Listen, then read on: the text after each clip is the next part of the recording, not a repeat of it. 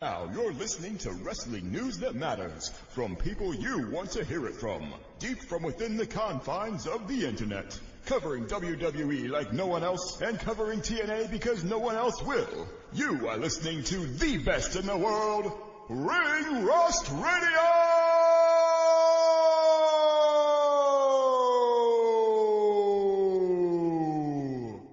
Brad Maddox.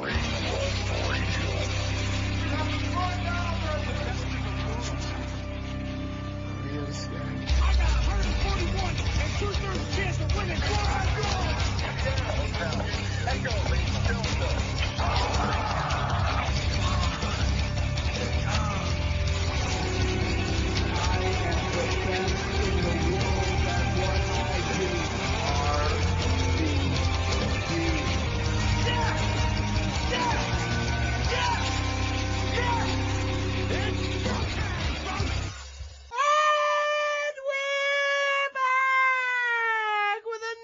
Episode of Ring Rust Radio, the best goddamn wrestling radio show on Spreaker, on the internet, in the whole goddamn universe, folks. I'm your host of the most onward looking fighter, feeling fight out, baby. Is that your yellow motorcycle? My yellow motorcycle. Brandon, Gavin, Mike Chiara, you want to take a ride with me next time you're in Philadelphia? That's the one that the bootleg yellow Power Ranger rode around on. Hell right? yeah, dude. Hell yeah. I'm not sure if that's true or not, but if he did, he's fucking sweet, dude. The yellow Power Ranger was a woman. Okay, she's sweet, dude. She's sweet. Now here's the deal. She died in a car accident. Well, at least it wasn't a motorcycle accident. Guys, there's only one seat. Yeah. So I'm going to have to clear off a space for you to sit. Here I am combing my mustache. Get a sidecar. Get two sidecars. The first two sidecarred motorcycle in Take it up 3 lanes. Just the two of you guys having the time of your life, and me in the middle. I'm just the cream in this Oreo. BJ, we have a schedule today. Yeah, that's you go. So gross. Yeah, we're gonna review WWE and AEW. What an action-packed weekend, Donnie. We have Dirt Sheet Busters, and Mike Chiara brings just me. The hottest rumors. I know Donnie's gonna bitch out. He's gonna miss a baseline. I'll tell you what. No, I can tell. I had to bounce out because it was stupid.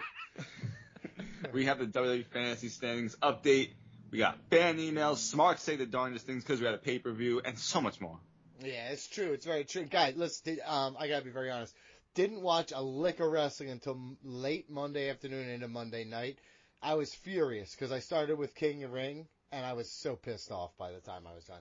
Talk about mid-card city, dude. You're gonna bitch about that was an awesome show. Yeah, no, the awesome show happened on Sunday. At least you gotta save the best for first. And that's not true. You cannot be serious, dude. 100% the quality of matches on Sunday was far superior to the quality of matches. If I'm going based on percentage of the card that was great, King and Queen of the Ring wins easily. I wouldn't say that. Yeah, I would say that there was some fluff that didn't need to be there on Sunday. You're right about that. Yeah, about 75% of the card. That's not true. There was 100% two true. matches. Two No. matches. That's No. it. You didn't have to watch the first 2.5 hours of that show. I watched the entire show. I'm sure you did, but you didn't have to. That's what I'm saying. Oh, that's sad. Oh. Mike Chiara? Do you like shitty wrestling? Do you like hearing people argue about it? Mm-hmm. Well, you can find us anywhere you get your podcasts. Interact with us on Twitter at Ring Rust Radio. Send us an email. Be part of the show, ringrustradio@yahoo.com. Also buy our merchandise at prowrestlingtees.com/ringrustradio. So many great t-shirt designs, including Cut Your Dick! You know, we need a new Cut Your Dick shirt. We haven't had a new shirt in a while, I think. Yeah, I think it's George Cruz's fault. It is. If I had to solely place the blame entirely on somebody's shoulders, it would be him. No, because the truth is he's going through some shit. He just had penis reduction surgery because it was too long.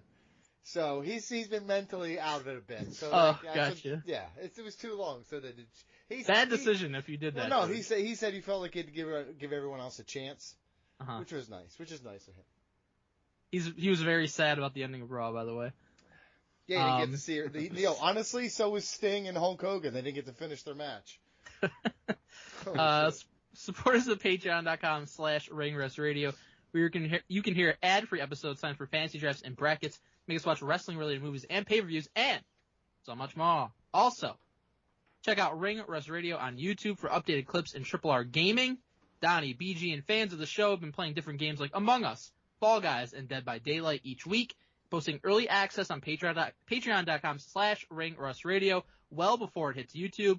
If you're interested in joining a session, email ringrustradio@yahoo.com. Yes, or go to Discord and join the Discord.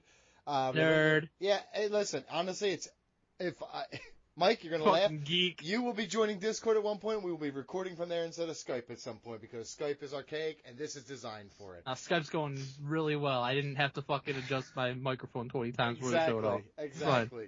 Not even yelling. But the game stuff has been going great, and we want more and more people to get involved. Good people like Tyler Walsh, Spence, BJ. We've had a bunch of people who have jumped on and had a really good time. And we want you to do the same. So please join our YouTube page, go to the Discord, email ringrustradio@yahoo.com, and please join. And like I said, early access. Everybody says Patreon, we want early access stuff, we want exclusive content. Well, guess what? Here's your early access. I'm giving you early access. It's usually a week to 2 weeks ahead of what you're getting from YouTube. So the 14 people liking it on YouTube, you get it a little bit early now. So you're welcome for that. But guys, we gotta talk WWE and AEW, but not in that order. Let's hit it. We're gonna put this all in order. From LW to Dark, we about to have a discussion about the one true sport. Who's selling the finish? Does this make sense in the art? Tell me who botched, who rocked, who's cashing in on the marks. These takes are uncut, man, they're pure and they're raw. Blow up like dynamite, have you smacked down on the floor. On a collision course with the number one source. Now let's head back to the ring for the latest report. Ring Rust. Time for WWE and AEW section, not in that order. We are Yes, going it is to in that talk order. about a bunch of things, but before we get to King and Queen of the Ring, that was Saturday in Blood Dick Money, Saudi Arabia. Why do you steal a thing that CM Punk said when you pretend to hate CM Punk? Because CM Punk's a hypocrite now. So Okay. I just want it on the record that he was right at the time, and now he realizes he could have some of that dick blood money, and he is all about it. And Double or Nothing Blue. King and Queen of the I agree. out of Double the or ring. Nothing blue. It No blew doubt. King and the Queen of the Ring It out blew. of the water. It blew. Yeah, you can't cut it. We can all cut it. agree. One of the great. I would say it was. I said I'm it was a surprised pivotal. Donnie said that. I said it was a pivotal point in the company's history. So it was the most important. Most pay-per-view important. in And guess history. what they did? And almost nothing Home happened run. besides one promo segment that mattered. Home run. Home run. Home run. Out of the park. Out of the park. Out of the park home run. Quick news. Edge breaks his leg. Yeah. Okay, we're not talking about this right now, though. We're talking about King and Queen of the Ring. Well, no.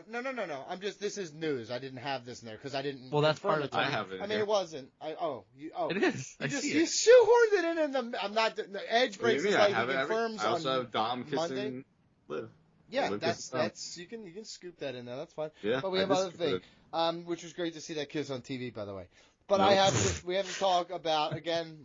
BJ refuses to acknowledge the dead, which is honestly a terrible. But no. It's such a shitty gimmick that you've come Honestly. up with that you're gonna just like forget dead people. For real.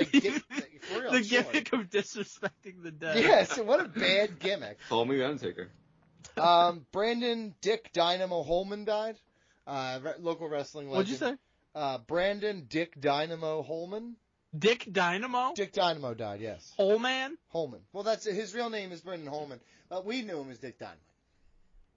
Dynamo. Did you actually know this person? I've heard of him from the independent wrestling scene, yes. Oh, so you didn't know him. But I didn't know him. I don't know any of these people personally. I didn't know Owen Hart personally, but it still hurt me, so I don't know what you're saying. Oh, okay. Did this hurt as much as Owen Hart passing? No. Celendo Rodriguez. Oh, so you rank your deaths? Ciliendo Rodriguez, he passed away. He was deaf. He could not speak. He was 90 years old, so real big surprise to his family. And Bob Bruggers died. Whoa, what the hell? AWA legend.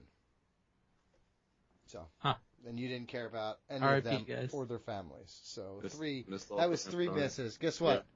You're out. I'm That out. was 3 strikes. You're out. We're gonna start with double. or Where are you nothing. getting this information from? Yeah, can you give me the website? Are you looking at local obituaries? Yeah, honestly, I go to Google.com and I get into it. I am trying to embarrass BJ at this point, and I don't feel embarrassed at all. Yeah, you should. You're forgetting deaths. Guys, we're starting with Double or Nothing because that was What? the No, we're not. better No, we're event. not. Listen, I'm starting at King and Queen of the Ring because it happened first. okay, fine. I think it's shorter. Yes, like And better. like your dong. No, not better. Worse. Sometimes shorter is better. That's what I've been told. That is not. She is lying to you. Whatever situation where you're in, when she's like, it's fine.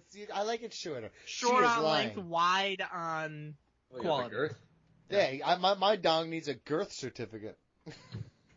Yeah, you did text us that. My And meat, no one what did I say? My meat popsicle needs a girth certificate? Yeah, dude, hell, you. I don't know what the fuck was going on there. I don't even want to read what you wrote. Yeah, you can figure it out. It's fucking dumb. I said something about a queef chapel in there, too. Guys, Dude. King and Queen of the Ring. Gunther beat Randy Orton to win King of the Ring. I thought this was kind of plotting and not as good as I expected from Gunther. It was. Really? Mm-hmm. Oh my god, this listen, was a fucking are you fun serious? Let me match. tell you something. If you compare this to Ilya Dragunov match, this isn't close, right? Well, Gunther and Dragunov is maybe No, but I'm the best match okay. of the past 5 years. I think this match was fine, but I don't think it was one of Gunther's best. I don't think it was one of Randy Orton's best. It was Wow. just it was a This good match was match. absolutely I guess I awesome. watched a different match because I thought it was an amazing match. I Yeah. mean, I thought it had a great story. Randy Orton's selling has been top notch since he came back from injury the past few months. We said Gunther would win, so it was pretty predictable, but it was the right call. I will say, it became less predictable because, and this didn't come out until after we did our show, but the winners of King and Queen of the Ring were going to get a title shot at SummerSlam, which is something that we talked about not only before, but for years. We talked about they should make that a stipulation, and they did it. For whatever reason, they waited a long time to announce it. But once they did that, I kind of started thinking, like, wow, maybe Orton wins, because then you could do Orton versus Cody. And to me, it felt like you have, like, McIntyre and Punk on tap for World Heavyweight title. So now I don't really know where they're going with the World Heavyweight title, per se, because Gunther's going to be challenging for that. But obviously, Gunther very deserving of this. I totally disagree that this wasn't a great match. To me, this was the match of not only this pay-per-view, but of the entire weekend. This is my kind of wrestling. This is my kind of match. I thought it was awesome. Okay. I said it was a good match, really good match. It was, like I said, It was plotting. It was at times Terrible. plotting. No, in the middle, I No, felt like wasn't. it got. That's Listen, classic with, wrestling. no, You no, say here's the plotting, thing. I say you're telling an in-ring story. You're No. focusing on body parts. Like, Randy Orton well documented the injuries he's had. He's working his knee. He's working his back. You know what? Instead of Randy Orton just just magically being fine after 5 seconds, he's actually selling these injuries and making it seem like he's legitimately Gunther moves at a quicker pace. His matches, for the most part, are not plotting. Even when he is the heel on the offensive and he's, like, technically slowing it down, right?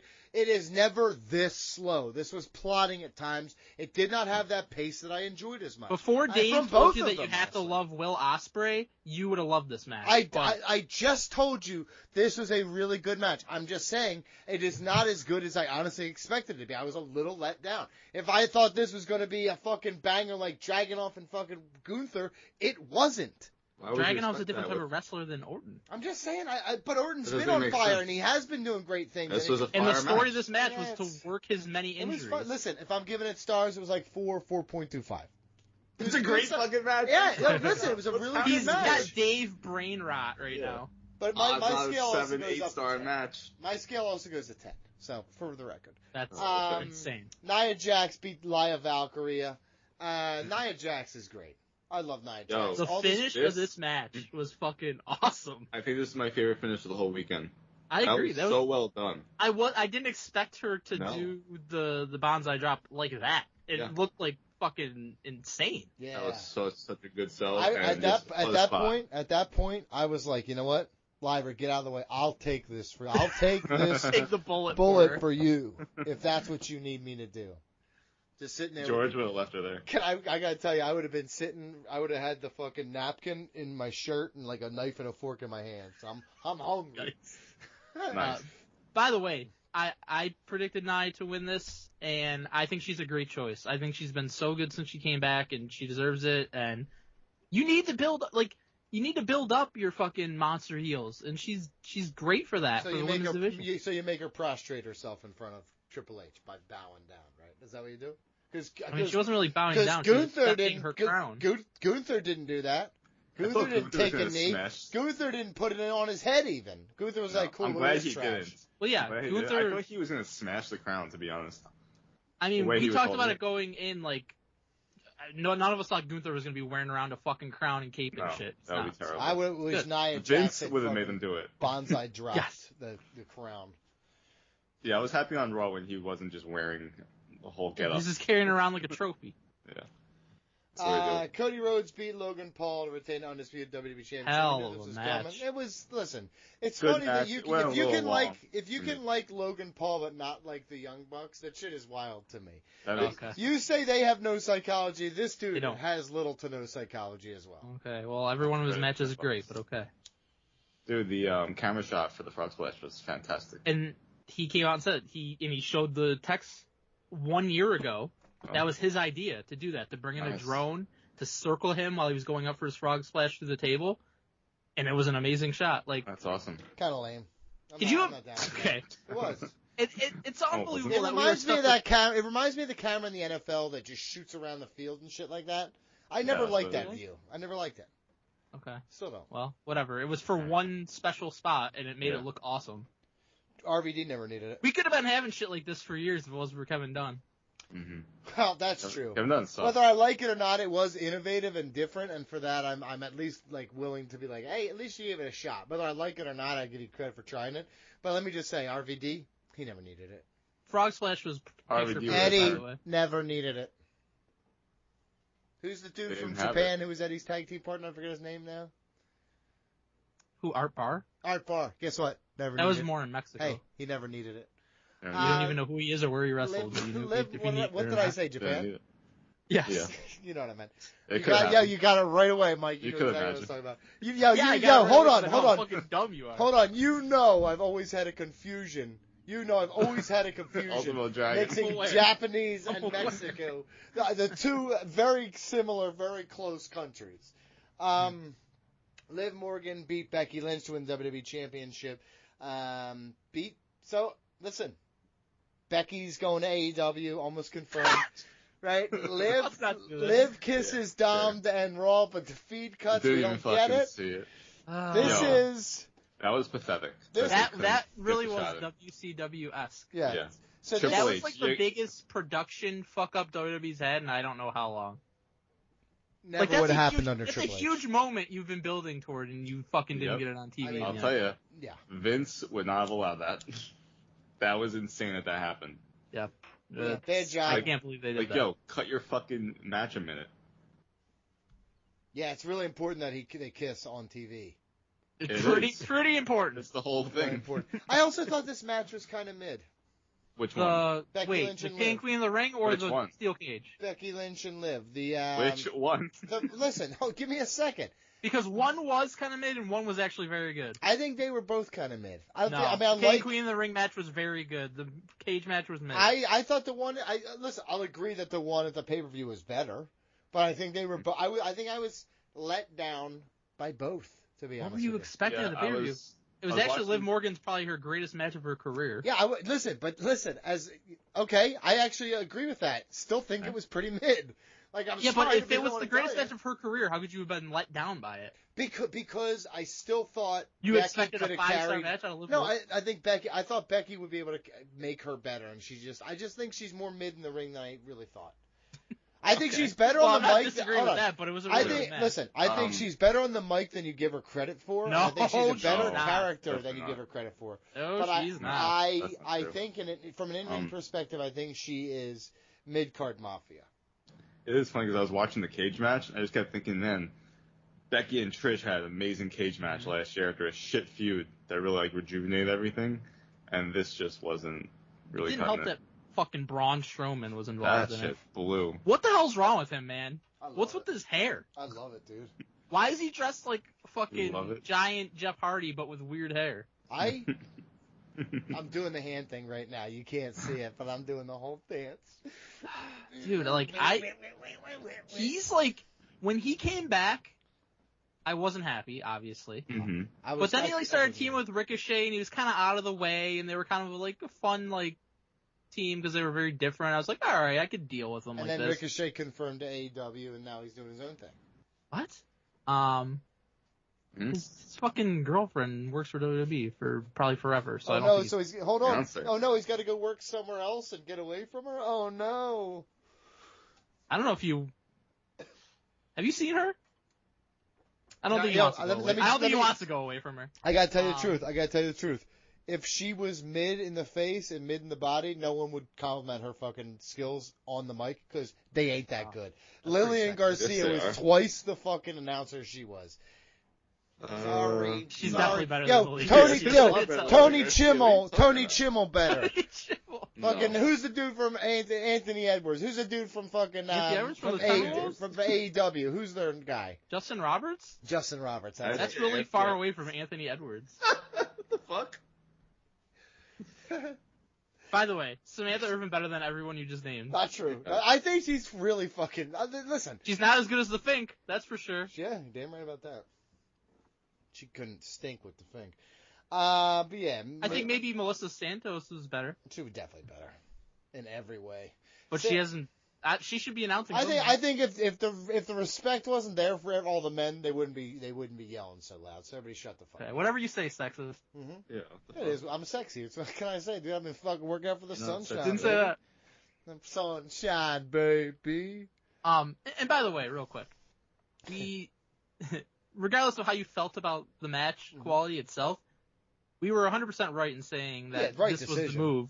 Right, not to have her win in a battle royal, but to have her beat Becky Lynch, because Becky Lynch, on her way out anyways, in terms of taking time off, so like Possibly why would you going to not take advantage of AEW. that? It's No. not funny, though. Listen, dude. Listen. I know you're lying to yourself right now because you don't want to hear the truth, but Mercedes Moné has set the bar, and we're gonna get fucking. What's her name in real life? Oh, What bar? Rebecca Quinn. Rebecca Quinn. Rebecca Quinn in Rebecca the Rollins. AEW zone, dude. She comes in and she's just the ass kicker now. She's done with that dumb shit. She's the guy. She's the guy. The guy. The dude. They call no, she's not the dude. She's the guy. She's very much going to be taking time off. Seth's out for however long with his injury, but he already re-signed, so they got that money coming in. Smart. So that So- means, yeah, which is perfect. So that She means could just can take jump to time off. AEW. She can negotiate from afar when and if she wants to, and then when the time comes, she'll be back with WWE. It's not even really a question about it. I mean, I It's, just clear, it's presented a pretty question. clear that she did WWE a solid because Rhea got hurt. Right. 100%. Right. Seth is out injured, And so now it's in there's perfect hard time for feelings. them to be together. Yeah. There's and still hard feelings. Now there's She- hard yeah. feelings because Hard of that. feelings for There's getting hard another feelings. title reign. Tony Khan slides Yeah, in. what? Tony Khan slides in. He says, "Listen, all the money I got, Dad, get in here." And she's like, Yeah. "Hey, I fucking love this." Well, I'll tell you this. I mean, I don't know if She was she valid. will negotiate at all with AEW, but if she does, if she at least takes a call, it's smart negotiating on her part. But 100%. regardless, I don't mean, think she she's does. going to give, I'm sure, WWE right of refusal on that, and then she'll end up still in WWE. If she's They're a not going to let her savvy go. businessman, she's at least taking one call, saying like, "What are you offering?" And then she goes back. She hands out every fucking piece of information she got from AEW to Triple H, and she said, "I want to be here, but that's what they got." So I mean, better it that was offer. reported that Randy Orton essentially did that. Randy Orton never had any fucking intent Sure. on going to AEW, But but you'd be I fool mean, not to. sure. You know what I mean? Just like if Becky were to do it, she's got no intent on going to AEW. There's no way. Unless but Mercedes Moné is fucking. I don't know that her and Mercedes Moné are that close, bud. Dude, I don't know, bro. I don't know. Don't be making up lies. You're I making think she's lies. closer to her husband. That's just me, though. Opinion. And she don't want to get away from that dong for too long. Is that the phrase? Yeah. Did Donnie fall? No, I don't know. fine. Where'd you go? I don't He was know. blown away by that line. Anyways, Liv kisses Dom. Mhm. Right? So, internet speculation running wild. Do we get a ladder match between Liv and Rhea for Dom's Custody, Dom. custody? Dom in a shark cage over the ring? So I don't know. We discussed it though. Like, horrible job on production's part to fuck Yeah, up that's not pathetic. having on the show. Like, it cut off at like such a weird thing where she's like staring at him. Yeah. Like, it was you so don't obvious that was remark going to about happen it. also. Right. It looked like there was more to it, and then it cut Mhm. off. So like that can't happen. But and it's a shame because it's a very good and intriguing angle. And now we're at a point where like Dom, when Rhea comes back, she's gonna whoop Dom's ass. She's gonna whoop Liv's ass. She's gonna be the biggest fucking baby face that we've seen in the women's division, and I don't know how long. So all that's great. I just wish that they wouldn't have fucked up the timing as badly as they did, because that's a bad fuck up. Mm-hmm. That's Bush League stuff right there. Yep. Donnie's still Triple gone. H. I don't know. Fuck Don. I don't give a fuck. Good. Sami Zayn beat Chad Gable and Bronson Reed. A lot of shenanigans happening with Alpha Academy, right? This Go ahead. might be my favorite storyline going right now. Really? Yes. And I think argument can be made that right now, in this moment, Chad Gable is the best heel going in wrestling. He's unbelievable. No? Why not? No, he's not. I said argument can be made. I can make that argument very easily. Who do you think it is? As far as being the best heel in wrestling right now, Yeah, I mean, right I would say even Christian's better than Chad Gable. And that's fine. And I would not begrudge anybody for having that opinion, but I think Chad Gable's been a lot more interesting than Christian has been the last, month or so. Drew McIntyre. Because he's been doing the same thing. Yeah, Drew McIntyre is absolutely in it too. But Gable consistently for the past few weeks has been, to me, one of the most compelling things in wrestling. Because not only is he great in the ring, but he is developing this heel character. He is like fucking unhinged, essentially. Like, he's doing such a good job with it. Goldilocks and her 3 brain cells. Like, he's killing it. So, I think an argument can be made for him being the best heel right now. Not saying he's going to be over the long haul, but over the past few weeks, I think he has been. You talking about Chad Gable? Yeah. Yes, agreed. He's been fantastic. And the stuff with Sami Zayn, and this will ultimately lead, I believe, to Chad Gable winning. So I fucking love this. I think that very clearly what's going to happen now is that he's going to be recruiting the Creed brothers and probably Ivy Nile. And they've actually kind of done a good job of like planting the seeds there, because Ivy Nile's been teaming with Maxine. So I think Ivy Nile will be turning on Maxine, and then the Creed brothers will be kind of stepping in and fucking up Otis and Tozawa. And then you move forward with Gable, having people who he feels are competent behind him. And then he ends up beating Sammy in the coming, weeks or months or whatever. But yeah, I think he's just been awesome. Like, that segment with the Alpha Academy, with him like fucking about to whoop Otis, like so good. And his backstage segments have been incredible too. I could see them doing this at Money in the Bank in Canada, where Chad Gable beats Sami Zayn for the championship. Oh my God! And raises that red, white, and fucking blue, baby. Let me then you're hear gonna get a ton of heat. Get a ton of heat yeah, for him dude. beating Sami. That's kind of shit Kurt Angle would do. Yes, it is, dude. I love it. I fucking love it. So real quick, favorite match, favorite moment, overall grade, Mike. Favorite match is definitely Gunther and Randy Orton. I don't care what certain people say that don't appreciate good wrestling. This was fucking awesome match. Is everything you want in pro wrestling. Don't tell me what I want. I'm sorry? I said, don't tell me what I want. Well, you say all the time that you want certain things in wrestling, and then you go against it. I don't tell you what you want. You hate the fact that I just disagree with what you believe. See, I don't care. want you I to don't like. care. You like whatever you like. You know what I mean? That's how I feel. But every time I like something different, you get angry about it. And that's a you problem, not a me problem. Jeff. No, I don't get angry about you liking something different. I get angry about you lying about what you actually like. Nah, I don't know about that. Yeah. Favorite moment? I mean, I'm going back to that fucking Logan Paul frog splash to the table with the camera shot, and with the execution itself on the move was awesome. I'm going to grade the pay-per-view at 8.5 out of 10. I thought that you got 5 matches. And Triple H is showing that's really all you need for a lot of these pay-per-views. Make sure they're good. Make sure they matter. All these matches were good. I think, the Lyra and Nia match wasn't like unbelievable, but it served a purpose. Same thing with the Liv and Becky match. The other 3 matches I thought were all, pretty spectacular. So I didn't feel like there was any match I watched where I was wasting my time. Cool. 8.5 out of 10. Cool. Yeah, this fucking guy. Oh shit, dude. Okay. BJ? Yeah, the truth is hilarious sometimes. No, just that would make it one of the best recent WWE pay-per-views ever, but that's fine. No, it wouldn't. 8.5 out of 10?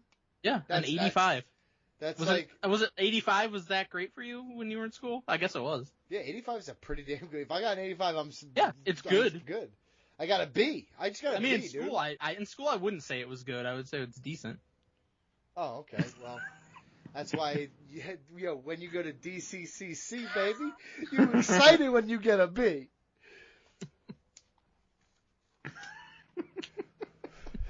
So stupid. Did you ever get one? A B? You can imagine. Let me tell you something, dude. I made president's list. Not just dean's list. I made president's list. So don't fuck with me, dude. I was really good at journalism. I don't know what happened over the years. Get like a plea from the president of the fucking university, like, please let me through. No, he was like, please give me that D, and I was like, give me an A. Go ahead.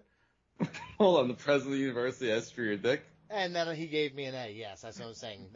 I'm saying at Delaware County Community College, I F'd the chairperson. Yeah. You should have filed a lawsuit and got money out of that. Why, dude? It was completely consensual. Two adults just Why? pounding at each other. That's dude. awesome. Anyways, Gunther and Randy Orton was by far my favorite match of the weekend. My favorite moment from this pay-per-view was actually that finish between Nia and Lyra. Yeah, it was That great. was awesome, unexpected. I thought they just completely nailed it. So that was my favorite moment. Overall grade, I'll give it a 6.5 out of 10. Good matches, but not a lot of consequences in here. That's a good grade. That's a close to realistic grade. You're such a bitch. I'll give it a 6.5 really out of 10. I'm not grading it. Listen, if you get a 50 or below at school, that's not good. But like Wrestle War had some great matches on it. But I would give it like a 5.5 to 6.5. I'm just being honest about like This was much better than Wrestle War. Yeah, Wrestle War fucking blew. That's Just not the true. grand scheme of That's not pay-per-views. Like, there's some really great pay-per-views that are an 8 out of 10, right? But and this is not like a great legendary pay-per-view. Not at all. I don't think it don't was a have- legendary. not pay-per-view. even I don't need to little bit. rewatch. I have no need to ever rewatch the show. You'd rewatch an 8.5. You're not rewatching this. Definitely rewatch an 8.5. Okay. I wouldn't rewatch almost anything. My favorite match, I'm going to give it to the Triple Threat. I really like that match a that lot. was the second best match. My favorite moment, if not Liv Morgan kissing Dom off air, it's got to be That was rough. it's got to That be was the wrong. bonsai drop from Nia Jax. And the Nia overall, Jack. Nia Jax. Yeah, I changed. When she goes to AEW, it should be Nia Jax. And overall grade, I'll give it. Carry the 1. 4 out of 10. There you go. There you go. Wow, never heard of that before. Good score from you. Yeah, about standard for the WWE over there. Double or nothing, guys. Listen, I'm not gonna say a lot here in the beginning. I'm gonna let the actions speak for themselves. Thank you, Truck. I started Tuesday morning watching this show. I went in And cold. you ended Wednesday. I knew nothing of There's no way you finished this paper. Look at me. I knew nothing of results before this. Really? Not one time. I don't look at social media anymore, so it's actually pretty easy. And I didn't So work we already know Monday. he's lying. He does look at social media. I don't. all the time. I really didn't. I literally posted a thing on Facebook this morning, and I posted a thing on Twitter this morning. That was literally my extent of being on there. From the bottom of my heart, I didn't work yesterday, so I wasn't exposed to the computer, so it actually made it pretty easy. I didn't search AEW. I was just focused on my travel links this morning. So I didn't even see the broken leg thing until, like, literally this afternoon. That's why I wrote it down. Thought it was different news. Well, it didn't come out until today that he broke his leg. There you go. Look at me. I'm fucking breaking news shit. I'm not going to say that my life changed when I watched this, because that would be a lie. But it was damn close to life changing. Life changing in the past 10 hours? Yes. Like, my life now is drastic. It changed my life. It took away time from my life that I can never get back. Yeah, you're closer to death, and that's good news for all of us. Mm-hmm. I would say that this was one of my. I don't even react to anything. This like is that. one of my top 10 favorite AEW No, it's pay-per-views not. ever. It's not even possible. It It's is. one of their worst, probably in quite some time. That's not true. Let's go through it. I think it's Um, 100% Definitely. true. Yeah, we should go through the top 10 AEW pay-per-views. I would love it. Because I don't think this would be on your top 10. It definitely would. I don't think so. I don't think this would be on anybody's top 10. Bang, bang, gang, Death Triangle, dude. You scoff at it. That match was awesome. Properly scoffed at. No, was that? Hold on. How did you think the match It was really fine. fun? And It's enjoyable? not. Here's the thing, Donnie. There's nothing wrong with the match. It's Okay, a good no, match. take It didn't need to be on the pay-per-view. Okay, now take that out of it. Take that That's out fine, of it. but that's a big part Judge. of everything, Okay, right? sure. It's Okay, that's your perception. There's so much, and honestly, you look at like 7 of these fucking matches on the fucking 10-match card, and like they're all kind of the same. That's what I was gonna say. Like, you can have fucking 10 quote unquote good matches, but if most of them are the same fucking match and almost none of them matter at all or had any kind of intrigue surrounding them, then like just watching a bunch of good matches in a row does nothing for me. Well, for you. But part of most people. No. Don't do that. Yeah. For you, just represent yourself. You don't have to represent most people because you don't know that for sure. Being realistic. So you don't have any way of judging that. You judge it off of the 8 people who follow you on Numbers. Twitter. So here's the deal. I like wrestling. I like the sport of wrestling. I think that the in-ring action is just as important as the storytelling. It is. So I think when you get a long pay, and listen, I was always a fan of WCW, and they always had these super long fucking pay-per-view events filled with matches. Never 5.5 hours. Well, no, that's whatever. because it's changed now, and now because pay-per-views cost so much, I'm getting everything I want and more. It's like going to a restaurant. They give me more, and I can take some home, but you're getting your money's worth when you're here. And I always feel like that with AEW.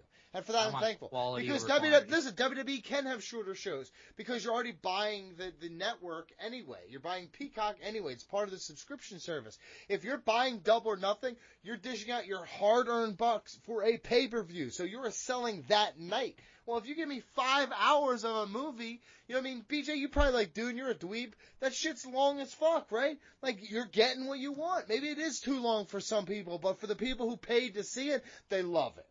I think that these people like you who claim that you want a 5.5 hour show with as many matches as possible, I think that if AEW had given you a pay-per-view with only the 5 matches or so that mattered on this card, and all the matches were good and all the matches mattered, you would be singing the praises of them doing that. Listen, I like this also. Here's you want to know the overarching problem for me, Mike, is not that this is 5.5 hours. I like long wrestling shows. I like them long. I don't apologize for length. You didn't like when they WrestleMania 35? It was a problem because it was both fucking nights. It was stupid.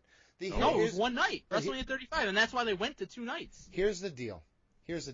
Correctly, by the way. When you do 4 shows a year, 15 matches on each show. They don't. They do 12 now. And that was what I was. Let me fucking finish. You mouth breathing twat. Open mouth? You want to open mouth me? I nice. would.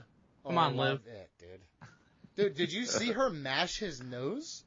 That was not sexy. I'm afraid of losing a tooth with a woman. It was aggressive. It was, dude. I would be like, you need to. Well, she went to the Paul Heyman school of the guy in the last row's got to see it. So she smacked it on there. You know what I mean?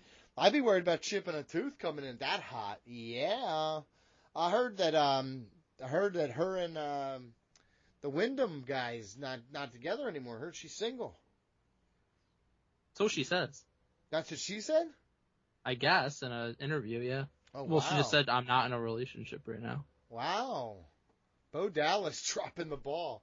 It's been a hard time. So let's go through this. I didn't do it. MJF returned and kicked Adam Cole in the balls while declaring, he's AEW 444 live, baby. Oh, shit. Yo, chalk one up for the good guys, man. Damn. No coincidence that the best part of the pay-per-view was just a promo from their best promo guy. I mean, MJF is fantastic. Him coming back and him signing with AEW and committing to AEW. Mike, you got to admit, that's a huge, huge coup by Tony Khan to keep him in the building. I mean, I assume he basically paid him whatever he wanted for the most part to stay. Because he knew that the optics of losing... Essentially, I mean, he's not 100% homegrown because he was a guy before, but in terms of a guy on, a TV show that's watched by more than like 5 people, like MLW, homegrown. Like, that would be such bad optics to lose that guy to WWE. Do you think WWE made an offer?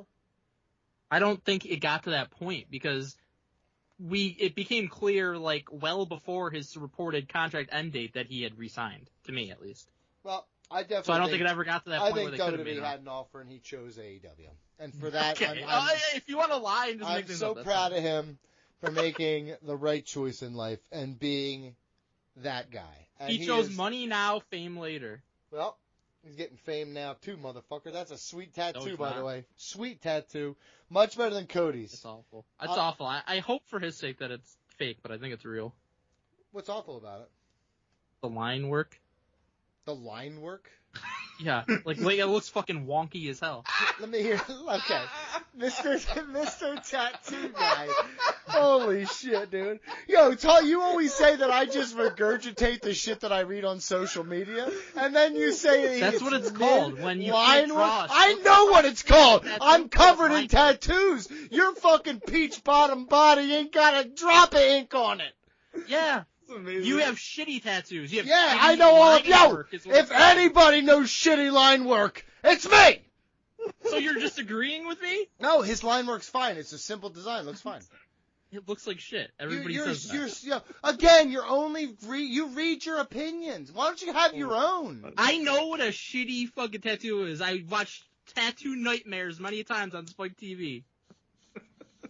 Like it's a connoisseur. I was taking Yeah. a hit. That was a good show. I was taking Eva a hit. Leaks was on there one time. Yes, Oh with my her God. coochie They flame. changed her tattoo near her crotch from fire to a rose. Yes. She had a firecracker. She had a Yes, firecracker, that literally. was the joke. I can't believe So you- don't tell me I don't know about fucking tattoos. I 'cause I don't said, have them. listen, look at me.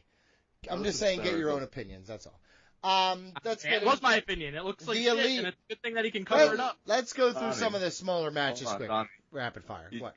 Donnie, you just said that Becky Lynch would be stupid, basically, not to entertain an AEW offer, or at least speak with them, right? Yeah. So now you're going to say that MJF is he a moron?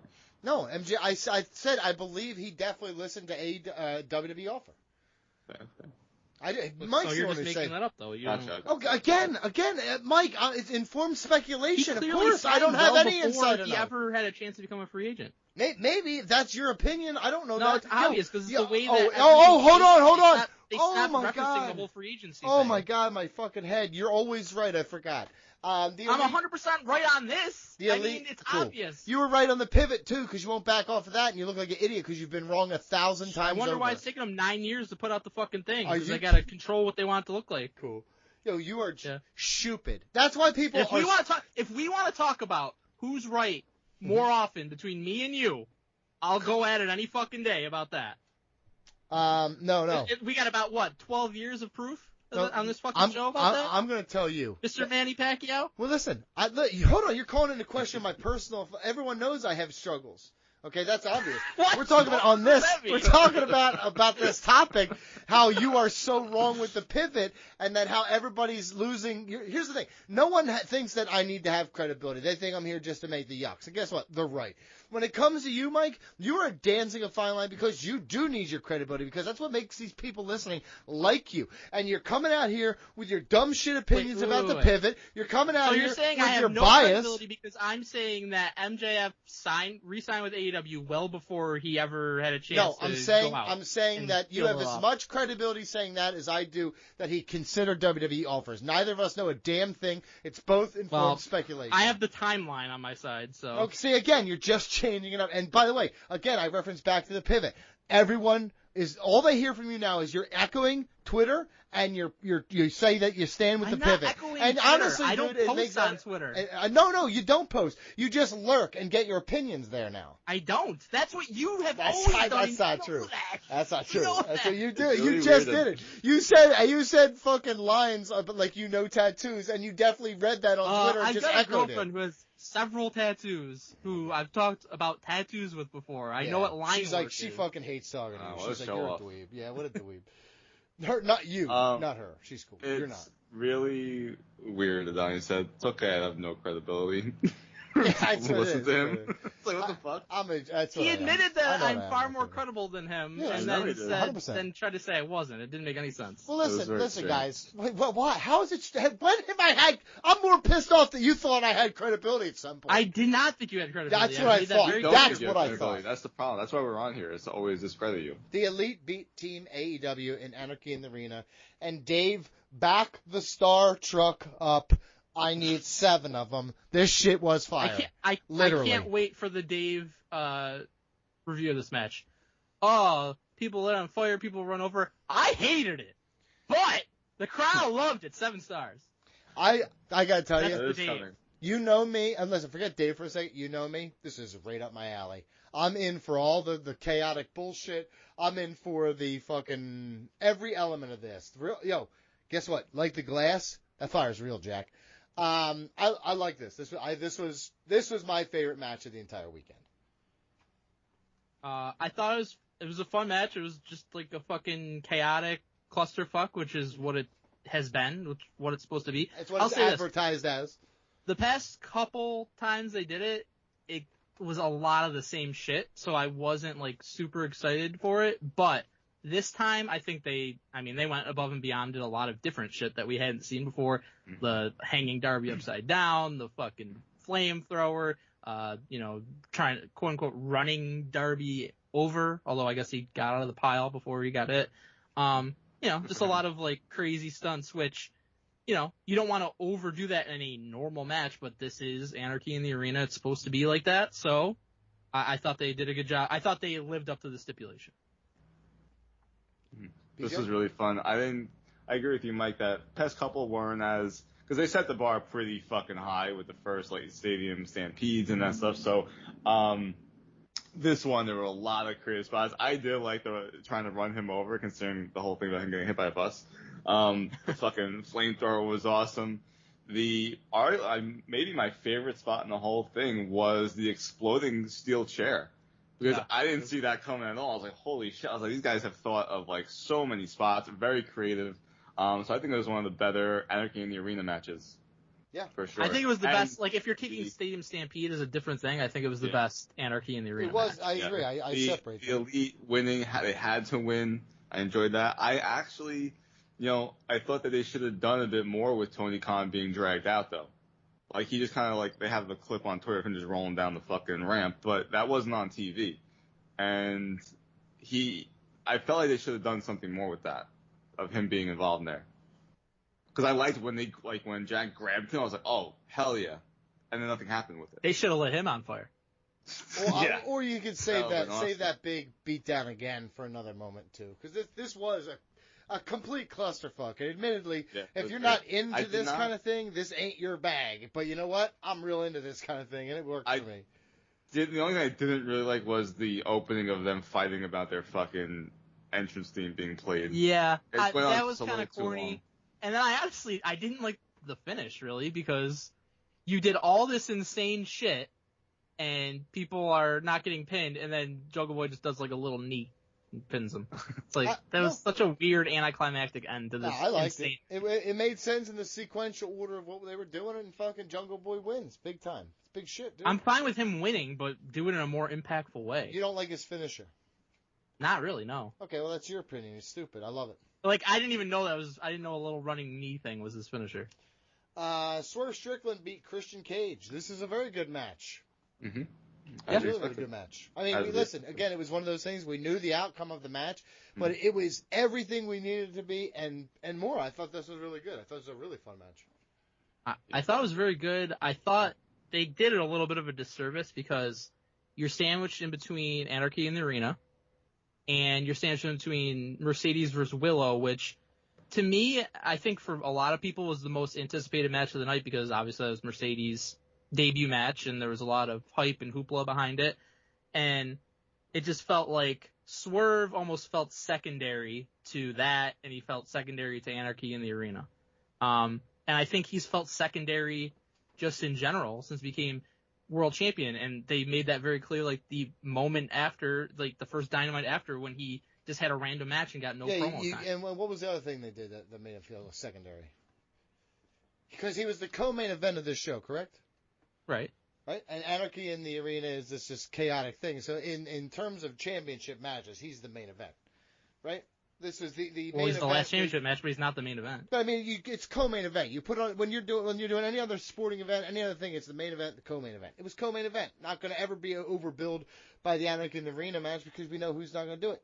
So I'm it just was, telling it you was in that the right spot. And I don't, they've done stuff that has made no, him seem they did the one night where they fucked up. They definitely fucked up by not giving him more time and a better fucking celebration or something that first night. But since then, he's been booked really well, especially with Christian. This stuff has been really good. So don't shortchange I mean, this. I know that like in the past, like during Punk's WWE Championship reign, I'm sure you did, and I know a lot of people did. Anytime he was in the main event, there was complaining from fans that you're not elevating He the should title. not have been the CM Punk against Christian Cage, where we knew CM Punk was going to retain, would not have main evented over Anarchy in the Arena in this situation.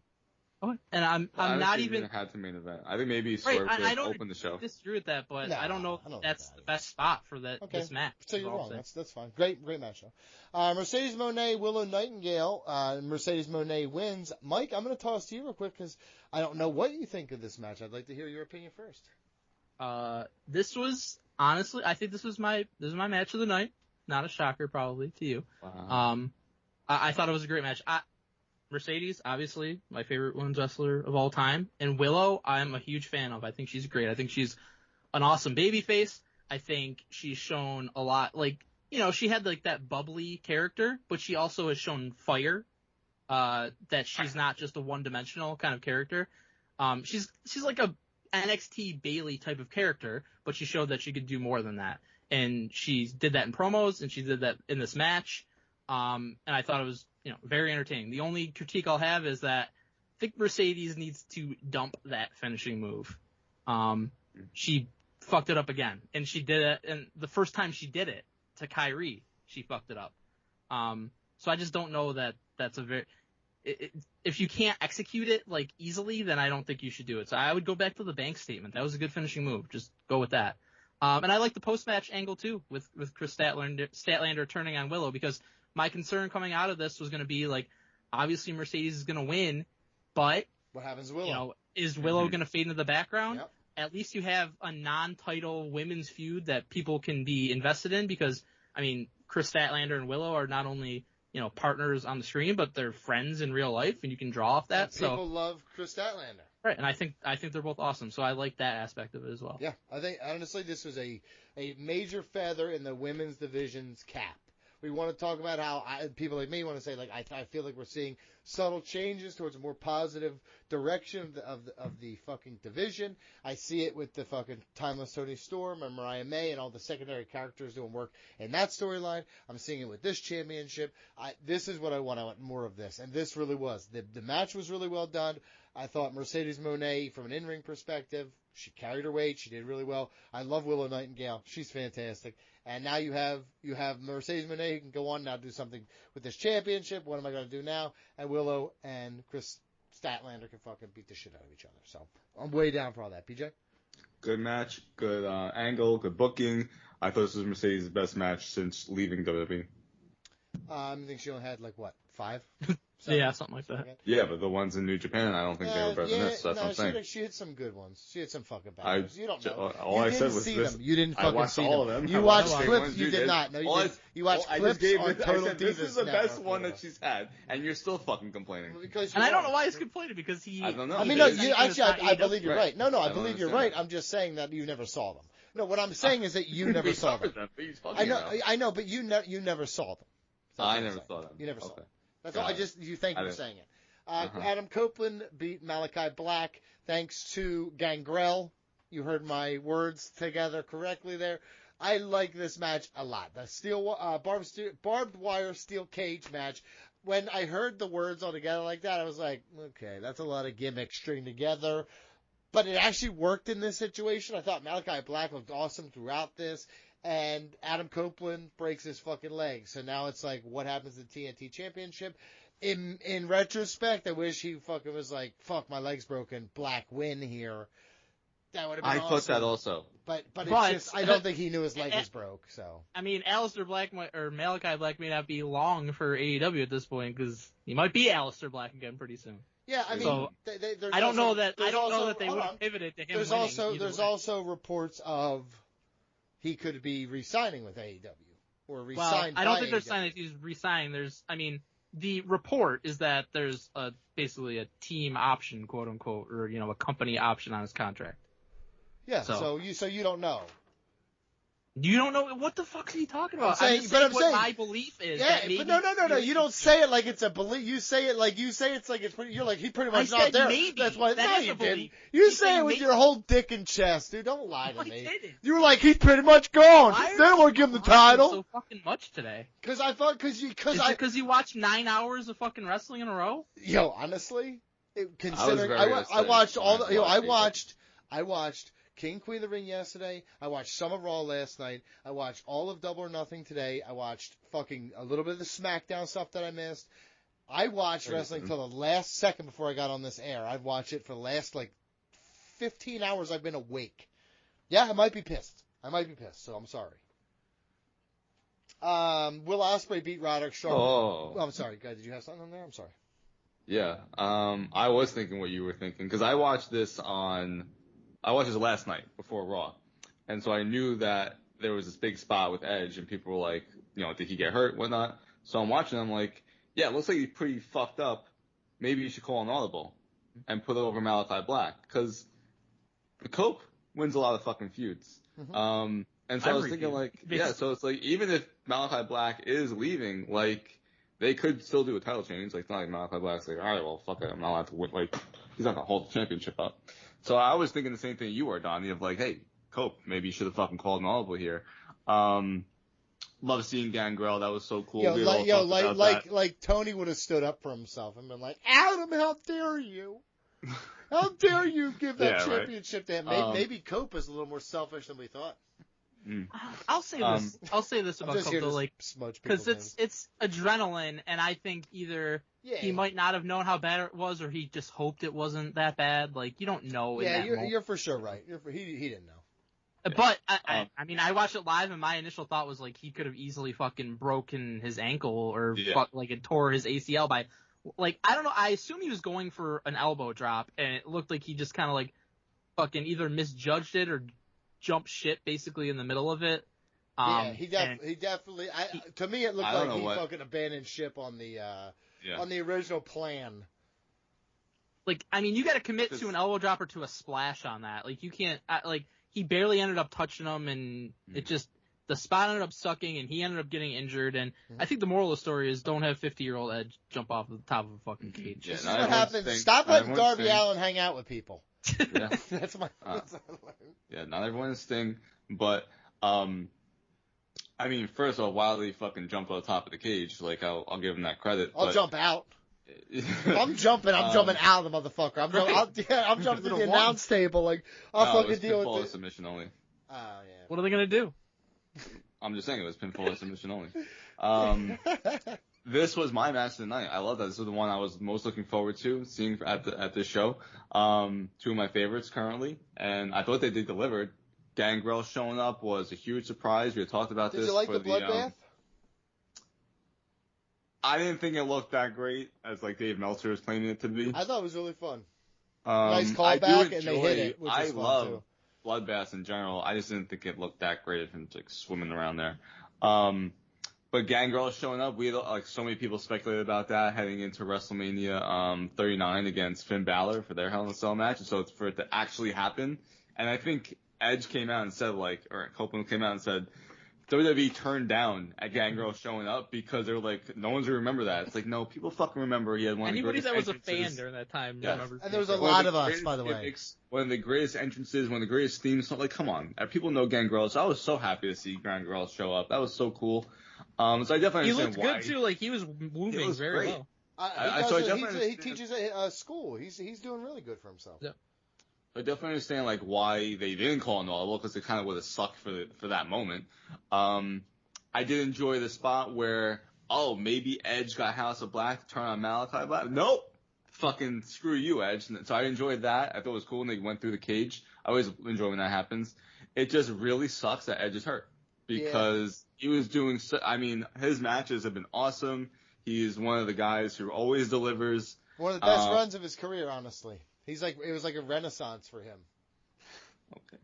It really he was doing all the same great match, stuff in WWE when he returned. I mean, it's just been a continuation of that. What I'm arguing is since he came back from the neck injury, Yeah, he's been great. Oh, you're saying the past 4 years? Well, like well, this is like Because Shawn this is Michaels. like this is the second like big injury he's had since he tore his triceps against Orton in the greatest wrestling match of all time. No. This I assume has to be a multi-month injury if you're undergoing surgery. So. Oh, he's gonna be out for probably almost a year. I guess. I was gonna say slide that in there, Dave. Holy shit, he's got to be out for like a year. I had to guess. Yeah, no fucking have any idea. You got no fucking idea. Oh, yeah, I have no idea. I know. And then you're still out here speculating, Dave. That's why I went with the multi-month. I don't know. I just go like this. Who knows how long? I don't know. I don't know. Will Ospreay. And you know what? We made it through. We made it. We're done. No, that's not true. That's not true. The bangers are yet to come. But with that said, I was going to say something else, but I'll say this here too. These 5 matches, these four matches were better than the 5 matches on the other card, in my opinion. So I think it's close, but AEW gets docked points for then having 6 additional matches that didn't matter. But here's the thing. I liked most of these other matches. So you could see why it would be light years to me better than what you're presenting. If these 4 matches somebody was against being those 5... disingenuous, I could see No. why it would Be honest. The The top 4 matches that you said yourself were really, really great against the 5 matches from here. You could say the difference is one's higher than the other, right? If that was just what it is, maybe you put WWE a little bit higher than AEW. But if you enjoy the things that are happening down here, like I did, then you can't even argue. There's more content, more better content. So that's fair for you. I didn't enjoy having the extra 6 matches. The thing is you have to take into account is when you're watching the show of how you feel about it, right? I don't feel exhausted by the end of King of the Ring, and Queen of the Ring. Because you have the attention span of a mutant. It's honestly inexcusable at this show until 12:30. That's not true. It's fucking Memorial Day, dude. It doesn't matter when it is. So let me tell you. If it hold on, real quick. Of any other week, and it went till 12:30, that's inexcusable. The Bills go into overtime. You turn the TV off. No, because that's you fucking pussy. I asked you a question. You turn the TV off. It's a totally different thing. It's idiotic. It couldn't be more different. That made no sense. Will Ospreay. I will rapid fire that. God, I'm sorry. No, that's fine. Whatever. We broke him. It was right there. Mark it down. George looped that. We'll he knows it's not even worth fucking arguing whatever dumb shit you're gonna say. That's very true. Great, honestly, great use of your discretion. The better part of valor is what you call it. Because here's where you get into. I don't know. I don't know how to use any of those words. Because here's where you get into, Donnie, where these next several matches, aside from the FTW Championship, which up until these till the fucking Malachi Black match and Adam Copeland, FTW match was my fucking favorite match of the show so far because it was different from everything else.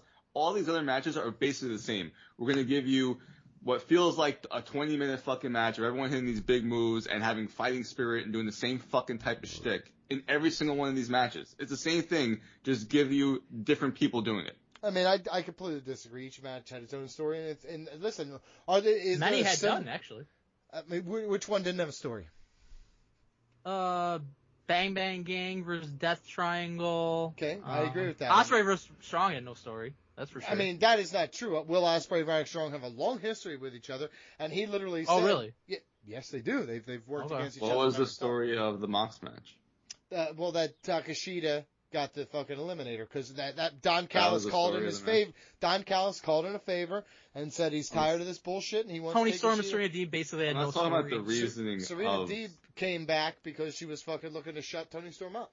Yeah, no story. I mean, okay. Sorry, not a good story. You don't like the story. Just one that's thrown together that means nothing. In the same way that fucking Christian and Swerve was thrown together. That doesn't mean it's bad. It means it's a short-term feud, dude. But they at least had history. Okay. All right. Will Ospreay beat Roderick Strong. Fucking banger match. Will Ospreay is awesome. I really love him. And Roderick Strong deserves more credit. He's one of the best in-ring workers of our generation. He really is fucking awesome. Can I ask you a question? Legit question. Yeah. Legit question. Good. Why does Will Ospreay have Ridge Holland's NXT gimmick? He's afraid to hurt people? Yeah. I actually don't mind that he's hurting people. And why is he even working with Callis still at this point? Well, I think, again, you'll get the turn. We're slow playing because he's not going for the world title yet, dude. It's going to be a whole thing. Will Ospreay, Ronald Shaw. What was your question again? I lost it already. I'm sorry. Why does he have Ridge Holland's NXT gimmick? You're asking why he's hurting people every time? Yeah, why is that his gimmick? I mean, that's what's been happening in these two matches. Well, he's so strong that he's deadly. He's literally hitting him in the back of the neck. I mean, I don't know if it's a gimmick or not. You can just pretty much say he's just doing it. Here's the problem with this, though. If they had done this and it like put Danielson on the shelf, then it'd be like, okay, I could understand it. But he's like right back, and then he's in Anarchy in the Arena, so it doesn't really make any sense. No, like he didn't He injure Danielson. was out he didn't wrestle for 2 months. I don't think it was months. It was literally 2 months. It was 2 Dynasty was last month. Yeah. No. It was Yes, April it was. 21st. What are you talking about? 21st of what? Of April. I just said February? it. No. What is wrong with you? He's out for 1 month. The greatest match of all time, and Donnie can't even remember. He was really out for 2 weeks because he returned to like be like, I'm on Team AEW. Dude. Yeah, but that was literally only because of the Kingston injury. What? No, that was Darby. Darby. Did you love the match or no? So you don't know anything that happened. Honestly, can I be honest? No, I didn't love the match. I really didn't. And I'll tell you what. Will Ospreay, I will not take anything away from him as, his athletic ability. He does shit that is just very few other people can do. And I'll never take that away from him. I'm totally out on his psychology. I really am. That's my problem with it. It was on full display in this match. So he got his knee worked over, and at one point, it looked like he was going to sell the knee.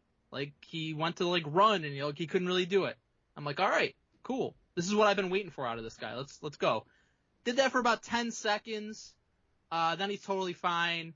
And then we get to the latter stages of the match, and Roddy goes for his finisher, and Ospreay goes he's high up in the air, and he lands on his feet. So I'm like, oh, cool, he's gonna fucking sell the knee, tweaked it, right? Because he landed on his feet. Absolutely nothing, and just fucking finishes the match. Like, that doesn't work for me. I like the Gunther and Orton type of wrestling match with selling, so I'm just not into that. And, you can yell at me if you want, but I'm just telling you what I like and what I don't like. I don't like you that addressed level it. of not No, selling. because the way you just addressed it is actually what I've always wanted for you, and I'm keeping you honest. You just addressed it all as in your opinion. You didn't make it feel like others should feel that way. I've always been that way. No. You make people feel stupid. about it. I don't like that. That's not true. No, it's not true. You make people who feel that way like they're lesser than you because they feel different.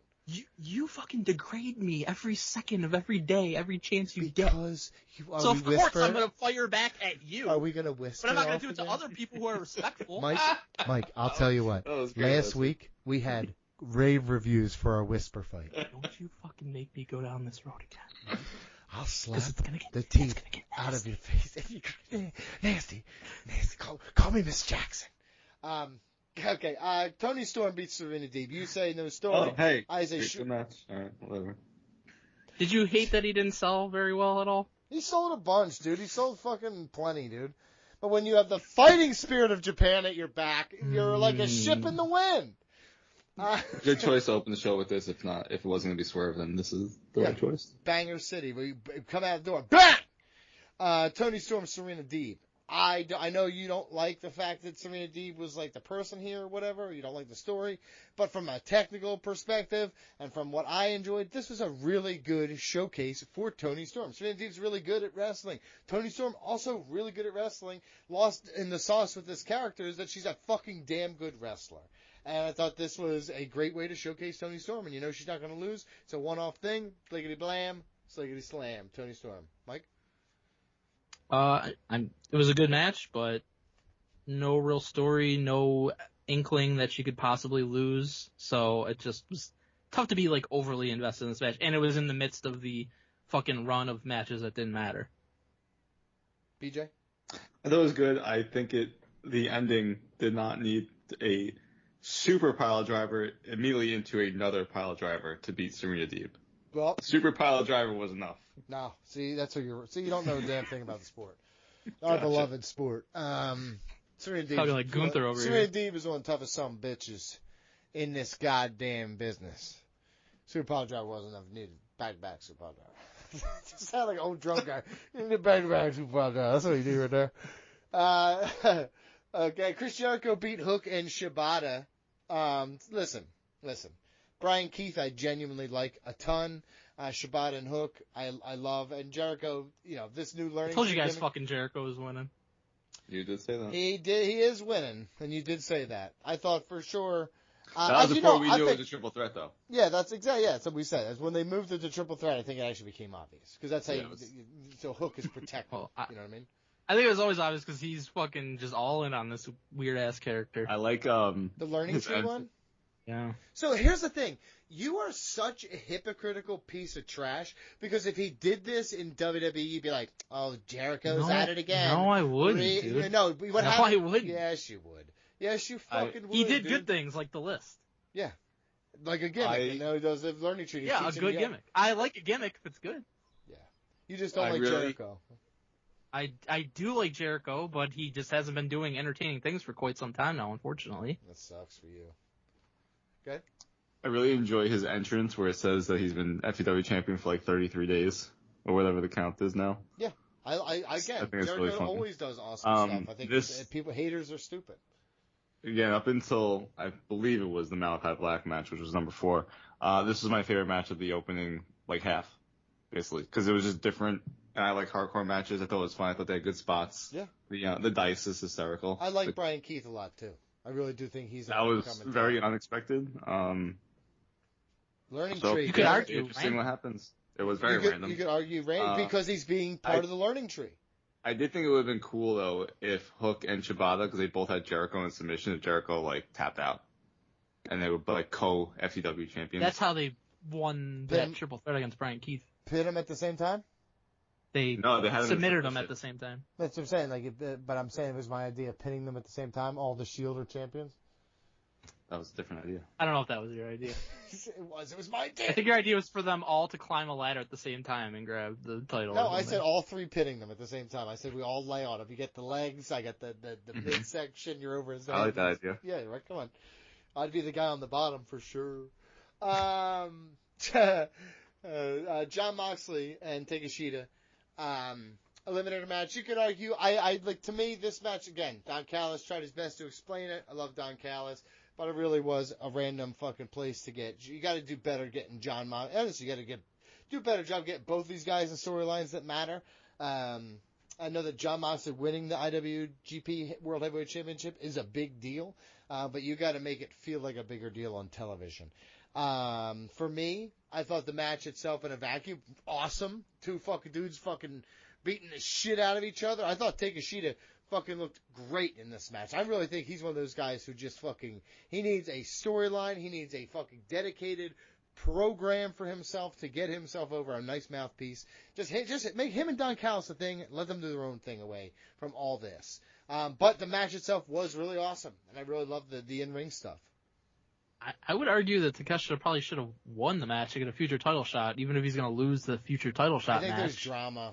According to everything that Bushiroad and all the companies are saying, it's like he was DDT or some loyalty bullshit. Listen, I'm not sure. If it's that big of a deal, then don't do it. I feel like they had to get Mox in the show, dude. This is Tony's little BS creative way to be like, it's essentially a championship match, because who the fuck cares? I mean, I don't know what the deal is with the. Because these eliminator matches, they're so weird. I don't think they basically this is basically a championship match. Then it's like when WWE was doing championship contender match, and everybody shit on that because it was dumb. An eliminator match, so Takeshita just beats the champion. Usually it's a champion against somebody who's not even fucking in the stratosphere of competing for a championship. That's what they usually do when they're doing their eliminator matches. Yeah, and they never win usually. Right. So, what's the point? I don't know. Like I said, but again, match was awesome though. Really loved the match. Really was awesome. Thoughts of just a match in a vacuum, Mike? Be honest. Good match. I mean, it's. You could say that about, like I said, the 5 through 10 here. It was good wrestling, but it's just. You didn't like not invested in. Honestly, you don't watch enough to really know the stories anyway, so that's fine. That's all good. I keep track of all stories. No, you really can if you're not watching all the programming and also probably additional content too. Absolutely can, because I'm reading up on it and I'm watching clips, so I'm well aware of what the stories are. Oh, reading up on it and watching clips. Yeah. So you're reading up on it, which is somebody else's opinion of what's happening. No, and then you're getting reading your the opinion. facts of what the story Where do you read? Where do you usually read up about it? all kinds of different websites where they write about the results of the shows. AEWbotches.com, was the one you went to? No. That is a good fucking account, but no, that's not where I get it from. If a dude did that about WWE, you would call him pathetic. I think people do that about WWE. You said doo-doo. Yeah, sure did. Orange Cassidy, Trent Beretta. Banger. Banger.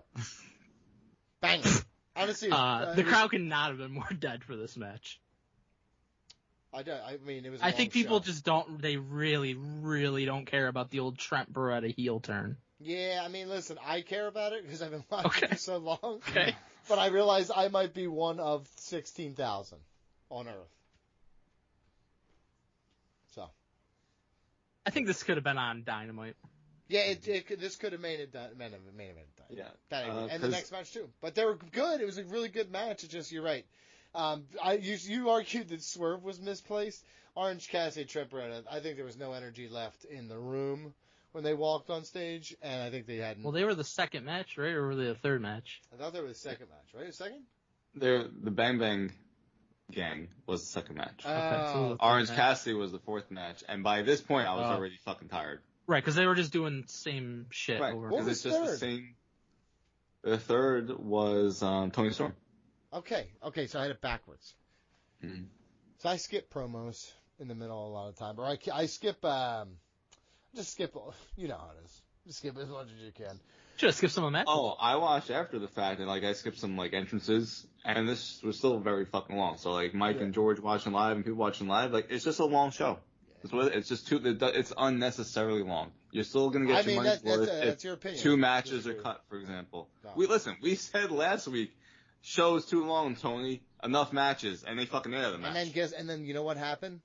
I got it all, and I was like, I can take more. You don't think I could take more? Give me all you got. No. And then Bang Bang Gang defeated Death Triangle to retain the United World. Again, you're right. I could have seen this as a main event on one of the television shows, but I got it here, and it was really good. I fucking love these guys. You give me fucking Pac, you give me fucking Pentagon, and you give me fucking Phoenix, and every time I'm going to love it. And I also love Jay White. I'm really, the Guns have really grown on me too. They are really fun. Yeah, since last year. Yeah, they're stupid fun, and it's no one's disputing that these are good talent, good matches. Good matches. These are good matches. It just there's a way to book your show, and we've seen more enjoyment of a more condensed show. I'm not saying that it has to be only 5 matches like a Triple H book show. It's only got to be 5 hours. You say 5 this matches, could have been, said 5 hours. This could have been 8 matches. And Listen, it would have been we all infinitely said better it. for that. We would say it for WrestleMania. It was fucking 6-7 hours. Dude, too long. Sorry, so I had to do 2. 100% the WrestleMania 35, which had a lot of great. It's a lot like this pay-per-view. It had some great shit on it, but everybody to a woman was like, "This is way too fucking long," and people were just dead tired by the end of it. And then they saw and what 2 that nights contributed does to to them doing. Okay, fine. Then you know what? AEW should do 2 nights a month. I don't think all their pay-per-views should do 2 nights. No, I don't agree with that. Well, you know what? We're gonna do it. Match moment overall great, Mike. Favorite match was Mercedes versus Willow Nightingale. By the way, we're all saying Mercedes Monet, okay? Yeah. Mm-hmm. She says Mercedes Monet. Yeah. And Justin Roberts said Mercedes Monet. And but Renee- then, Renee the said announcers it too. are saying Monet. Yeah. What is it? You're saying for about 2 years, still no one knows how the fuck to pronounce this girl's name? Yeah. I'm very confused. You know what it should have been? Money. Mercedes Money. I agree. Or Mercedes Monet. No, or just, how about this? Or just Like as a Mercedes. T. Money. It's America, dude. We don't know what the letter with the weird thing on top says or what it does. That's not our language. We don't do that dumb shit over here. It's Mercedes Money. How about just that Mercedes? was my favorite match. Favorite moment, Gangrel fucking showing up through the ring. I'm an Attitude Era mark, so. I am too. Love me some We Gangrel. That was we're very you awesome. pop for shit that was cool when you were a kid and Gangrel. Dude, I was I was a light goth at that point. You know what I mean? I was you know what I mean? I was goth light. And I was I loved that shit, man. Overall grade, I would give it a 6.5. Just you could have cut this pay-per-view in half and it would have been a lot better. You gave King of the Ring an 8.5, and you gave this a 6.5. Absolutely. I significantly more enjoyed King Queen of the Ring. That is dumb as fuck. Everything on that show was good, and it was only 3 hours long. I heard you. BJ? Favorite match, I said earlier, was Copeland against Black. Favorite moment is Gangrel. That was a great surprise, and we've been wanting that for a long time, so they delivered. I'm glad they finally got to make that happen. Also pretty cool coming up from the ring. Kind of gets me every time. Overall grade. So, Donnie, I can understand what you say, right? Every match in the vacuum is a good wrestling match of the athletics and what they're doing. And I know you're hurt by the length because it's you can't too, handle it. To me, it's just a tip only kind of guy. It's not about handling; it's about not wanting to. Yeah. I would give this a 7 out of 10. Sorry, I'm gonna spit my drink out. That was one of the dumbest things I've ever heard someone say in my life. I'm gonna start with overall grade 9.5 out of 10. There you go. Listen, you're right. There was a couple, the lack of predictability and some storylines that weren't as well developed as I would have liked. That knocks off a half point. But I mean, banger after banger. Match quality was like a 20 out of 10. So I can't say anything. So I love it. I got even 9.5 out of 10. Favorite match? Oh, hold on. Sorry. MJF moment of the night. Yeah, I was getting to that. Favorite match of the night was the Anarchy in the Arena. My favorite moment was the embrace of Adam Cole by MJF, and then the cut in the dick down like a redwood tree with his shin bone. Why would Adam Cole think that MJF was actually hugging? It was so because stupid. because they had been just friends. They'd proved their friendship for months and months and months. What are you talking about? Screwed him over. They were You don't best think you remembered? friends, dude. People He make talked shit mistakes. about him for months. People make mistakes. Also, my actual favorite moment, seeing that tattoo and being like, man, the line work, right? Right? The line work. Okay, so we had 2 pay-per-view events, and people are still not heeding the call of Smark's Say the Darndest Things comments. We'll talk Battleground real quick. Cell Rocca, Lash Legend, Jada Parker, found Henley, 2 TBDs still.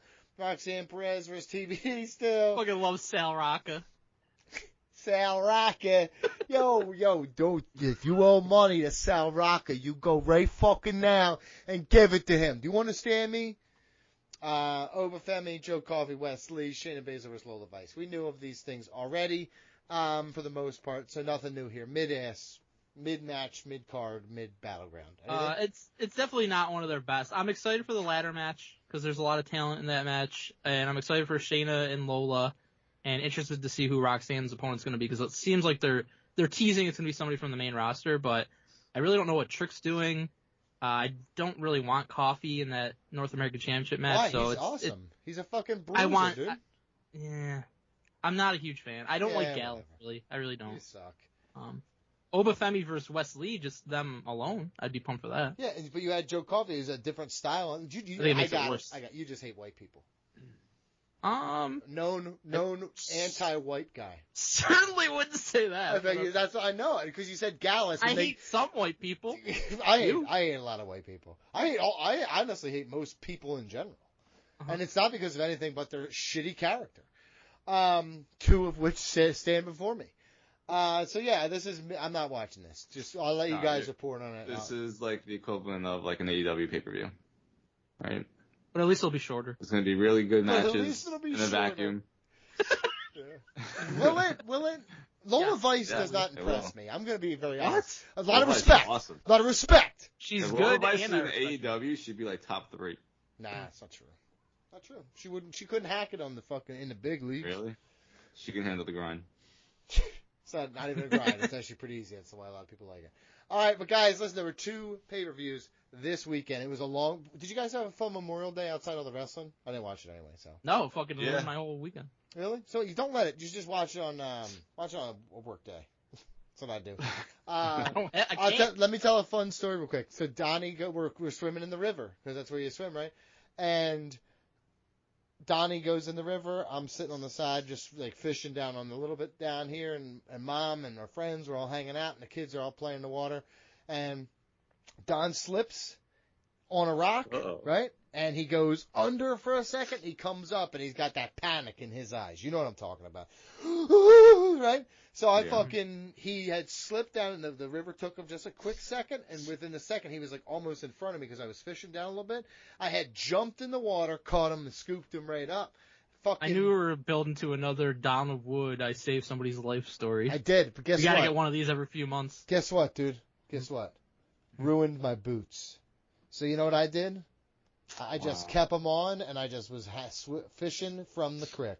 I just was like, I got leather waders on. I was fucking cool as shit out there in my boots. People were stopping. They're like, you're cool as shit in your boots. And I was like, thank you, dude. That's what happened. None of that happened. The kid almost died, and me saved him, though. Everything else, though, I definitely had boots on in the creek. I mean, I assumed you always did. Nah, I actually got, like, weird... You wore them on the beach. Yeah. Well, because I wore them down to the beach. Then I took them on to go in the beach. But I will say this. Oh, you said that's not what the picture showed. Does this make me look weak? Does this make me a weak person? You know those little tiny, like, water shoes that they have? Uh-huh. Yeah. Do you really know? Yeah. Like, they're like real tight to I know your what feet. you're talking Like, about. they're Yep. low. They're weird looking. Usually multicolored. Mine are completely black, but my wife got a pair for everybody, and then she's like, I got you a pair too. And I was like, I'm not wearing those fucking lame-ass things. And then I'm like, that's a jellyfish. That's icky.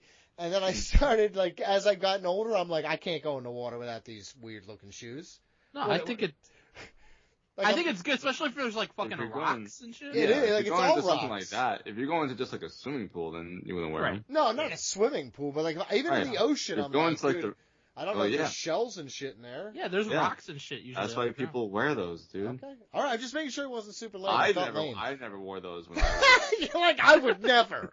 But for you, they look good. I had them, like, as a kid. I remember having them. They're so low, though, they, like, make my legs look weird. I'm like, these are not built for guys my size, dude. Yeah, they would It's look like weird it's like watching a guard wear little sandals. You'd be like, why is that huge man wearing those tiny little shoes?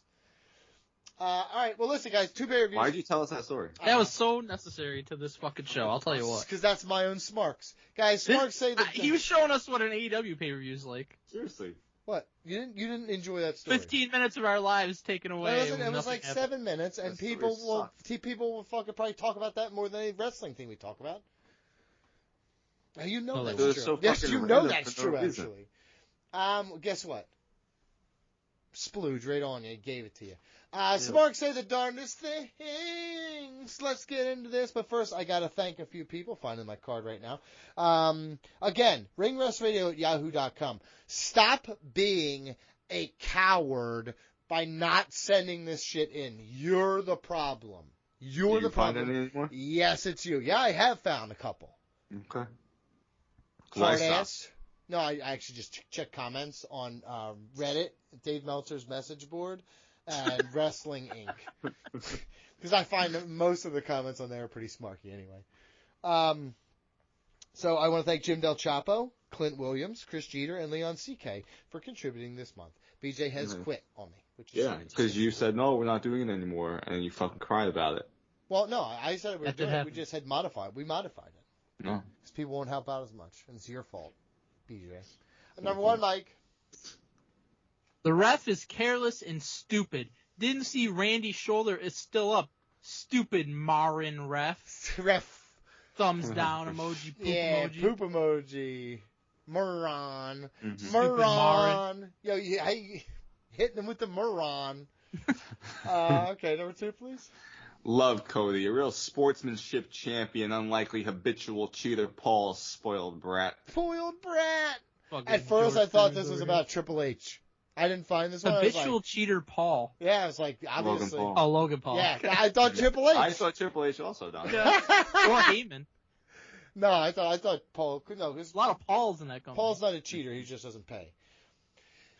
It's literally just an untalented, out-of-shape woman falling onto a good wrestler. Nia Jax can't wrestle. She's not good at anything. How'd you get into our group chat with George? Yikes. Woo! That is how he talks about Nia And you Jax. say she's out of shape, but damn, that's a shape I'd like to... I like that shape. I'd like to draw. What? Like an artist, like Titanic. I Sure. draw that shit. You know what I'm saying? Okay. You give me a protractor because I'm making angles. 4, please. 4, please. Fuck it! I'm sick of predictable Paul not making anything, not watching anymore. Now, is this about This is Triple Zach. H? It's gotta be. It's gotta be Triple H, right? Yeah. I Guess thought it was that. Paul. I like our new game in Smarks. Guess that Guess Paul. Paul. Guess Guess Paul. that Paul. Who's Guess that that Paul? Paul. Guess that Paul. Huh? He wrote the song "Bridge Over Troubled Waters." Paul Simon. Good, you got it. You guessed that Paul. 5, please. So basically, Saudi Arabia loves seeing men in budgie smugglers, but not hot women. So glad they were all coveted up. Budgie smugglers was Budgie smugglers is nut awesome. huggers. Nut huggers. Very true though. Very true. Look, and they're like, damn it, you can hang as much dick as you please, but if I even see the cleft of your elbow, I'm freaking out. Fucking assholes. Bombing them all. It's real. Okay, number 6. It's real, brother. This is wrestling. I'm pretty sure this is on AEW. Is this what you shout That's every nice. time it turns on? I wonder what Hulk Hogan thinks of AEW. I notice he doesn't talk about it because he I think always he wants barely knows it exists. Nah, here's the thing. He definitely knows Didn't it. 'Cause Tony ban him? Yeah, Yeah, here's the thing. I he think did. he's waiting for the band to be up, so he's keeping low. He's allowed many people who've done horrible things to show up in his company, but Hulk Hogan's banned. He said the N-word. That's I don't worse see than why murder. Tony would need Hulk Hogan in his company, though. I He mean, doesn't I'll tell you need him. what. I'll tell you what. He could get to a point where he'd be desperate enough to bring him in. How's it desperate to bring Hulk Hogan in? WWE does it all the time. I mean, they just do it to sell A merchandise. what? Next, please. I don't think the Saudis are too much for the blacks. If memory serves, it's only been Lashley and Blair on the Saudi cards ever. And usually they are tag match or way down on the card. And yeah, I don't count one time Bamix was on. I'm not sure they realize she's black. What the fuck? Xavier Woods, Who's Blair? noted black man, won the King of the Ring tournament in Saudi Arabia before. Yeah, I mean that's an oversight. And who did you say, Blair? Who's Blair? Bianca I assume Belair. that's Belair. Yeah, it's Oh, Bianca okay. Belair. And Bamix is Sasha Banks. Sasha Banks. But they didn't even realize she was black. So, thank goodness for them. But I actually agree. I don't think the Saudis are too much for the blacks. I don't think the Saudis are too much for a lot of people. Women, blacks, gay people. I don't think they like really anybody. If you're not their flavor. Dom, take number 8, Mike. No, BJ. I'm Nope. sorry. Dom did a big mistake. He did. Dom did it oopsies. Dom, he did an oopsies. But you know what? Can I tell you what? Dom got married. He's been with Rhea, and he's been with Liv Morgan. I think this guy has a cheat code. He's got a game He's living genie. life. He's got a game genie. Find a game genie. Genie of life. Must be nice. Shit, yeah. No, I'm fine with the way I am, motherfucker. I don't need all that dumb shit, all that drama. I ain't got time for that. Women's right don't mean too much. Right spelled R-I-H-T. Here we go. Let's not That's rights. correct. Yeah, no rights. It would be rights. Yes, not but- right. Like women's right was Lacey Evans' finish. That is their finisher. So that's what I'm thinking. Don't mean much to WWE when those Saudi dollars are involved. Cover it up. The Saudis said so. Which is true. They do say cover up the women, which is very archaic and stupid. So, but I guess, nothing human rights wise you can't ignore for a couple $100 million, right? Yeah, unfortunately, that's a vast majority of companies view it that way. So, I mean, but we're just talking about WWE and they view it that way. I mean, if AEW was offered, I don't know, hundreds of millions, I'm sure they would view it that way too. I'm not sure. I am. See, again, it's you again. You're being ignorant again. Look, your ignorance is showing. Next one. Ring-wise, Cody Reigns is highly entertaining so far. He needs some stories, though, in between the feuds. Hopefully, Fat Orton's story kickstart the momentum. Fat Orton story. Fat! Okay? When I read this, I thought of Orton getting fat, and I want Fat Orton. Ooh, So you want that fat I Orton? want that Fat Orton. We call that a Freudian slip. Fat Orton, like where he gets he starts a channel on YouTube where he just eats, and now he gets really fat, and he's just like, I got to get myself back in shape. Or Mike, you watched? I think of like Super Mario. It's like Super Mario World when he goes all flat. I was thinking of White Goodman at the end of Dodgeball. I thought, yeah, that is a good one too. Yeah, that's fine. All right, next one. Really need Liv to win. So tired of Becky Hogan. Becky Hogan. Well, she's taking time off. Honestly, she did the company a Just favor lost coming back twice. to Yeah. Becky Hogan. Holy shit, dude. That is I don't wild. think Hulk Hogan would have come back from his vacation to put somebody over. Twice. Yep. Twice. And then go back to vacation Twice in without a 3 contract. days. He's just, he'd be like, it doesn't work for me, brother. How about I call you when I get back from Cancun? I saw a meme of when Edge teamed with Hulk Hogan in 2002, Yeah. and it was because Edge doesn't lose fucking feuds anymore, so it was Hogan teaching him how to say, it doesn't work for me, brother. Yeah. I've been funny. loving seeing the fucking Hulk Hogan TNA montages anytime somebody's talking about somebody who doesn't want to put somebody over. I love him in TNA. I know that it made the company worse and derailed them over all the success they had in the previous couple of years, but it was so bad it was good. You know what I mean? I got 99 problems, dude. And aces and eights is one of them, brother. He fucking... love Some that line. of his work there. I'll never forget I got to see his last match against Sting, and Ric Flair bladed on the outside. So you're just standing there on the outside I bleeding. saw Kurt Angle beat... Was that the Leah Chorus Center, Yep, brother? I watched Kurt Angle beat Bobby Roode because Hulk Hogan said he wasn't ready on every radio station and TV show he went on. The kid ain't ready, dude. That was wild. That was fucking wild times, dude. Whew. Holy shit. He took Main Event Mafia so serious. He was so sad he missed that shit. He was like, you guys had something great here, brother. You mind if I get involved with it? He didn't think it was a gimmick. He thought it was that's real. That's what we call it here. Okay, I'll take 12. Nothing can ever stop them. Intimidated people could go and kiss the Transformer. What? I don't know. No idea. This is Like a power transformer or Optimus Prime? I'd like to think they're saying kill yourself, but by Yeah, kissing that's what I think it electricity. is. But I actually, when I first read it, I was like, "You get over here. You get over here. Give Optimus Prime a big kiss." Optimus Prime, kissing his little Optimus Prime children. You're wonderful. I love you. I have to go kill the Octonauts or whatever they're called. I don't know. Oh, it's just stupid. I don't know. I'm shocked you know Octonauts. Oh no, because Lucy loves Octonauts, and she loves animals. Honestly, Octonauts is a great educational show. I'll put it over huge. Number 13, please. Naya. I would gladly fly. Listen, hold on a minute. It is just 5 Nayas in a row. But I knew as soon as I saw that fucking 5, I knew exactly how it said, and you said it the exact way I heard it in my head. Thank you. I would gladly fly to Turkey, Scotland, Canada, Jeddah, Paris, London, anywhere. Any eat your pins. I will go to France. Good match! Good match! Good match. I'll eat your pin. Dude just wants to get behind the night drop by Nia Jax. Don't blame him. Comment? But I like how he saves France for last. That's the worst. I'll even go to France. Oh, we got fucking France.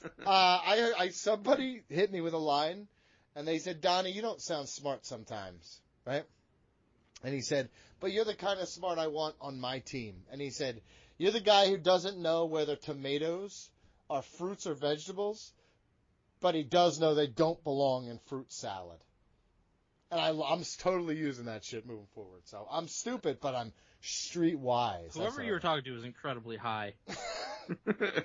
I don't think that happened at all. It did. It happened on social media, on Facebook. Facebook is such an albatross. Why didn't you tell me, BJ? Cool. Number 14, please. Why have this in a country that all the women have to be clothed head to toe, but the men can run around in a thong? Should have been American flags all over that arena. That's right, USA, baby. USA. USA. I can't fuck. Memorial Day was just thank you to all that fucking that fucking gave the ultimate sacrifice, and then we go over to Saudi Arabia with their blood dicks, and we gotta deal with this bullshit, dude. Horse shit. Raise the American flag, dude. Thank you. Mike just stood up. Mike just backed his chair up, stood up. God bless America. He took his hat off. I'm proud to be an American. Well, at least I know I'm free. Fuck yeah. Fuck yeah. I got my fucking... America. Fuck yeah. Fuck yeah. Yeah, baby. They take this as nationalism, man. This is just, I like fireworks and beer and titties. You know what I mean? Number 15, please. Oh, Logan Paul is a joke. He buys his way into these big matches. And yes, I know it's fake. Clearly not. Before you say anything, I know. No, he's saying that he's forcing Prime, his company, to purchase all this advertising and shit with them, which is incentivizing them to give them these Prime's positions. These Prime positions. Now I get it. Thank you. Thank you. This was me just couching in my real opinions now, just at the end. BJ, how'd we do here? What's your favorite one? That's not the thing here. Wasn't prepared for that question. Nothing can ever stop them intimidating people and going, kiss the Transformer. Yeah. Thank you. It's me, Optimus Prime. Optimus Prime is smooching me. That's a good one. You're looking for a new T-shirt? Gotcha. Mike? Naya.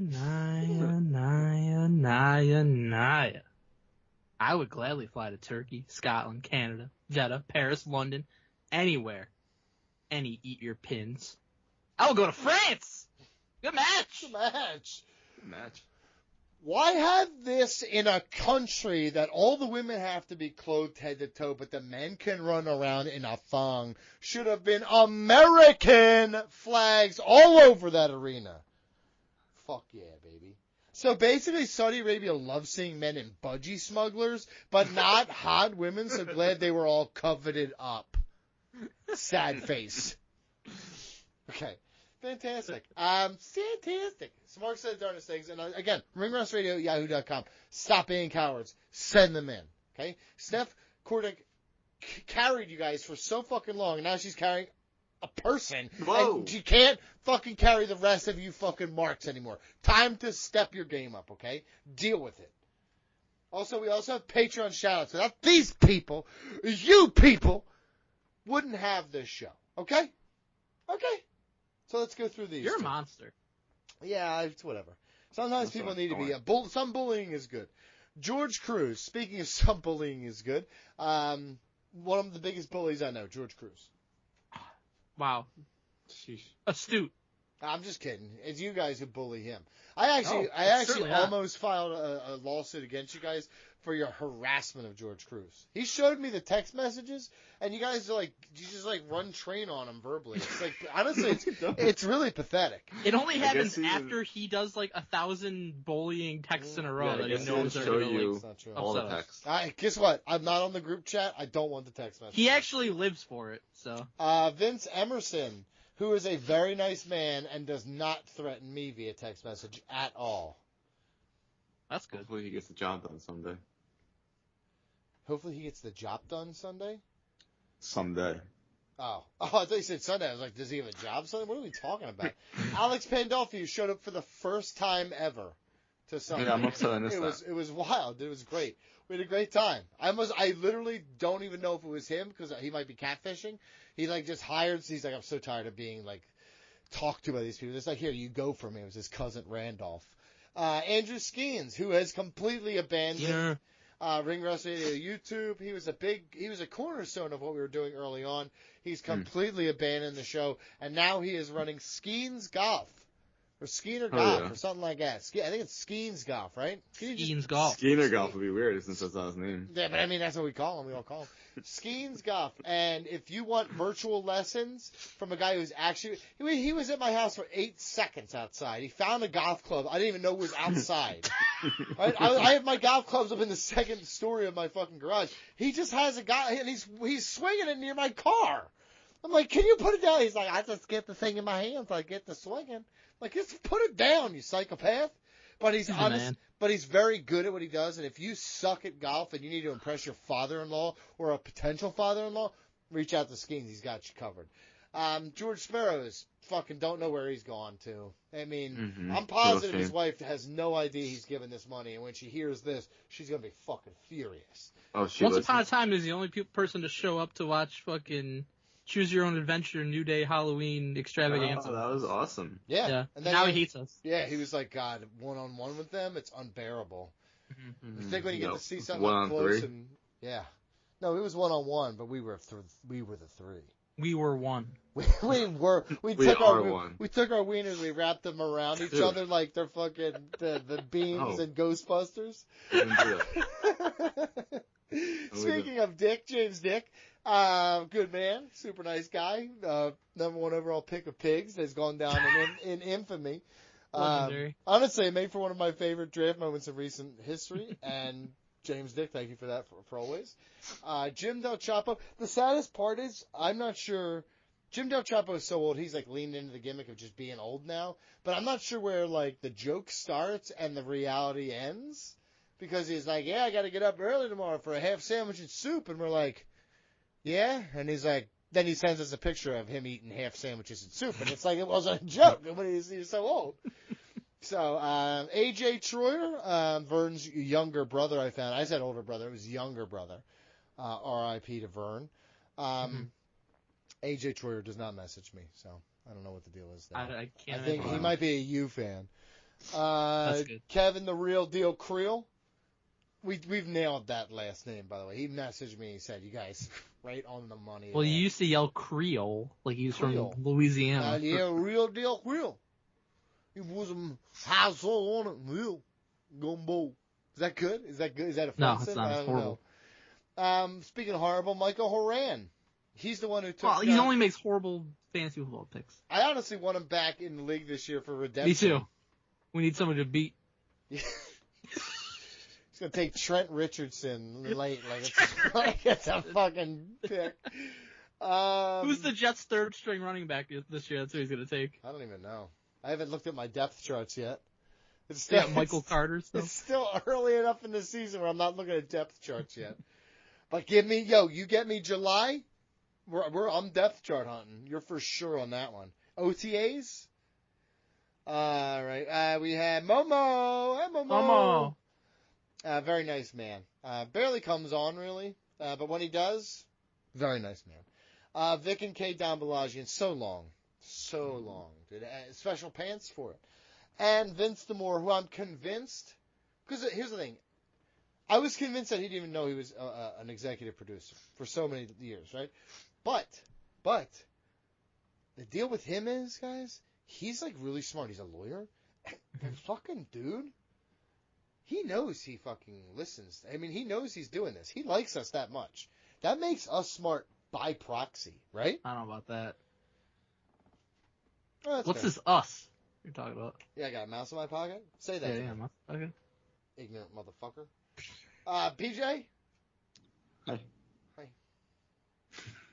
Patreon.com/RingRustRadio to hear the ad-free version of our podcast and early access to our upcoming retros and match commentaries. We've done Randy Orton vs. Cactus Jack from Backlash 2004. Today, we're doing WCW Wrestle War 1992. That's from George Cruz. And Rey Mysterio Jr. versus Juventud Guerrera, 2 out of 3 falls match from ECW in 1996 from Tyler Sutton. And most importantly, though, Donnie, sign up. The TV shows draft. Tuesday, June 11th, 6 p.m. Eastern.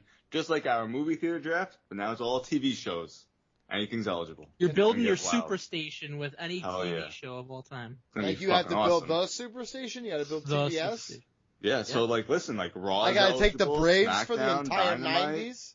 Dude, you could take SportsCenter, TV show. I fucking hated the 90s because of the Braves so much, dude.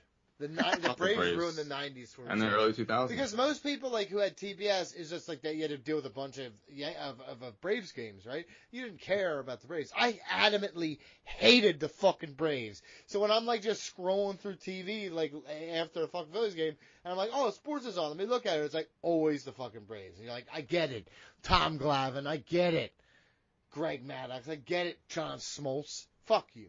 Coming in for a weekend series and fucking pretty much a sweep every time.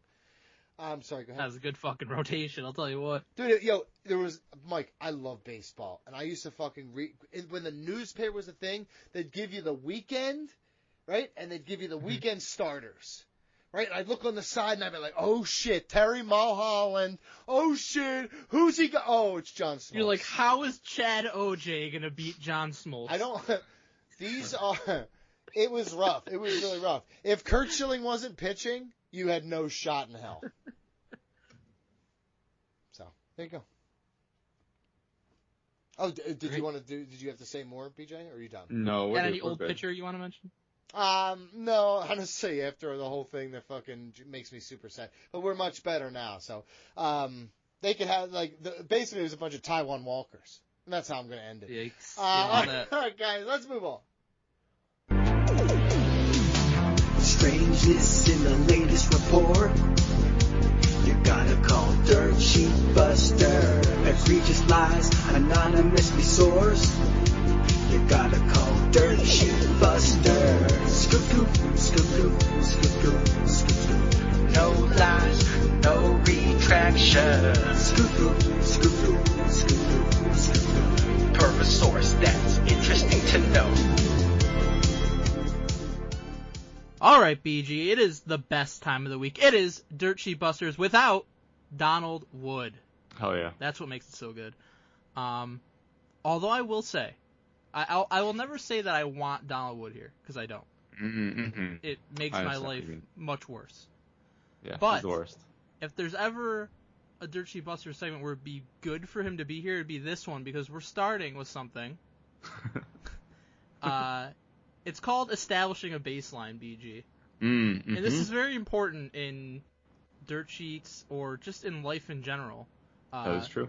You can't understand if somebody's deceiving you or lying to you until you understand what the truth is. So we're going to start by understanding the truth. It's from Wrestling Observer Newsletter, so not often are they reporting truth, but wow. They're saying many wrestlers despise being in AEW. Yikes, dude. Yeah. I mean, that's a shame. Broken clock is right twice a day, right? According to Dave Meltzer in the Wrestling Observer Newsletter, it was noted that AEW talent are frustrated due to the size of the roster, which has led to a lack of ring time and exposure for many talent. Here's the quote from Meltz. AEW talent are frustrated over the size of the roster, resulting in a lack of ring time and exposure. AEW went from the fun place to work with the great backstage camaraderie when WWE talent, for the most part, were walking on eggshells, to a place with a lot of frustration from wrestlers making a nice and even great living, but not getting anywhere near the ring time nor upward mobility hoped for. Wow, it's pretty damning. What a shame. By Sounds the like way, we're still getting paid really fucking nice, though. Sure, of course. But by the way, a thing that you and I, not the other guy, because he'll lie and act like everybody's the other sure all guy. the time. I'm not going to say his name anymore, the other guy. It's something we've talked about for how long, that you can't just keep signing people and signing people and signing people and bloating your roster, because what you're doing is you're pushing these other people to the fringes of your roster, and they're not getting television time. You sign a name person who was in WWE before, and might be great for a month or maybe a week, but then, fucking Ricky Starks can't make it on TV anymore, and you're probably going to lose him to WWE, and because he's never been in a major company outside of AEW, then that's going to be fresh and new, and he's probably going to get momentum in WWE, and it's going to look like you really fucked up by letting a guy like that go. So that's basically what's happening here in AEW. Yeah, big problem is when you just want... Well, here's the thing. When you don't really or can't fundamentally book a television show, and your whole strategy is to rely on, I'm going to get people excited by bringing in someone new every week. Get the pop. Get that pop. Get that cheap pop. That doesn't lead to ratings the next week. definitely has not led to their ratings, but it also just leads to shit booking. And, 1 week you're the guy or the woman, and then the next week you're not, because Tony's looking for someone else to do what you just did last week. Hey, you remember Deonna Purrazzo? Yeah, where was she last weekend? I don't know. She was on the pre-show. I didn't even see it. But that's exactly the kind of thing I talked about. Like, okay, she loses to Toni Storm, and then you got Mercedes coming in, and she's never going to be heard from again, probably. But Right. There you go. That's what he does. So you know what? I believe it, Dave. Good report. This next one's from Fightful Select. BG, guess where Natalya is going as her WWE contract runs out? I don't know. Back to WWE? Good guess. According to a new update from Fightful Select Backstage Report, Natalya has yet to sign a new contract with WWE. Here's the quote. I have not heard of a deal being signed. I heard she was going out to weigh her options. Going out where? Oh, to the market? To the market? To the free agent market? I don't think she should do that. I don't think well, I'll say this. Mm-hmm. If you were in WWE before, you'll get an offer from AEW, but Yeah. I wouldn't say that would be the best move for her career. No. Especially because she'll probably have a job with WWE for life if she wants to be like a trainer and shit afterwards. So. My thing is, like, your husband works there now. Right. Right? You already know the system and everything like that. And Natty, just listen. It is what it is at this point. Her career is what her career was. I don't think she's career, gonna get like a couple-time women's champion, a lot of WrestleManias, like the most matches I think ever by a woman in WWE. Yeah, you were never like a huge fucking star, but pretty good. Yeah, and like you'll have eventually that legacy to fall back on when they need to bring you back for a spot. You'll definitely be in the Hall of Fame. Listen, she could do a run in NXT at some point, and then go back up for a little bit, but. I mean, it all depends on how much longer she really wants to wrestle for. But even then, like if you go to TNA or NXT, TNA or AEW, like what's really the purpose of that, right? Why do you really think she's gonna get a lot of fucking run in AEW? I mean, right? No. Nettie, do not go out. Stay in. Yeah, be like Ring Rust Radio. There you go. This next one's also from Fightful Select. BG, guess how long plans were in place for MJF to return at Double or Nothing. Mind you, we never heard of any such plans for weeks and weeks and months and months. But now we're hearing of them after it occurred. Can you just remind me of who is reporting this? Fightful Select. Fightful Select. Sean Sapp. Sean Sapp. For months. For months, okay. According to Fightful Select, plans for MJF's return have been in the works for quite some time. Fuck! I was gonna say for a while, at the very least. Oh, come on. With AEW Double or Nothing earmarked as the target date, preparations were made well in advance to ensure his comeback was perfectly executed. So I would have accepted quite some time or well in advance. No, I was gonna say well in advance also. That crossed my mind. God damn it. Quite some time is a classic because it's not a specific measurement of time at all. But it also sounds like it's kind of a long time. Yeah. But at the same time, you could just use it for almost any amount of time. That's a lot of time saying time. That's the way to dirt sheet, though. I mean, that's a pro move. Quite some time. Quite some time. That's from Wrestling Observer Live. Some contracts are set to expire in AEW. Oh. Hope you don't want to know who. Oh, I really want to know who. That's pretty much the most important, interesting part of the report. I mean, contracts are going to expire at some point in time, all the time. Right, in every industry. Quite some time. Yeah. While speaking on Wrestling Observer Live, Brian Alvarez mentioned that traditionally, there was a long period where no one was fired, but recently some individuals have been let go in AEW. He pointed out that Tony Khan's reluctance to confront and dismiss employees might lead to a new approach where contracts are simply allowed to expire without renewal. That makes him sound like such a fucking horrible leader, by the way. What does that mean, allowed to expire? Allowed to expire. They like, that's how contracts work. They just expire. This is a quote from Alf. You know, there was that deal where for a long time he never fired anybody, and then, some people got released of late. He does not like confrontation. He does not like doing stuff like that. So I think what you're going to see starting very soon is contracts are going to just expire, and that will be the end of people's run, as opposed to being released or fired. Contracts will end, and that's it. Thank you for your help. So I'm not sure when Mark Henry's contract is due. Well, fucking pretty soon, according to Mark Henry. But there are a lot of contracts coming due, and we will see who gets re-signed and who is history. Wow. That's a fucking That's quite the weird way way to to say it. Yeah.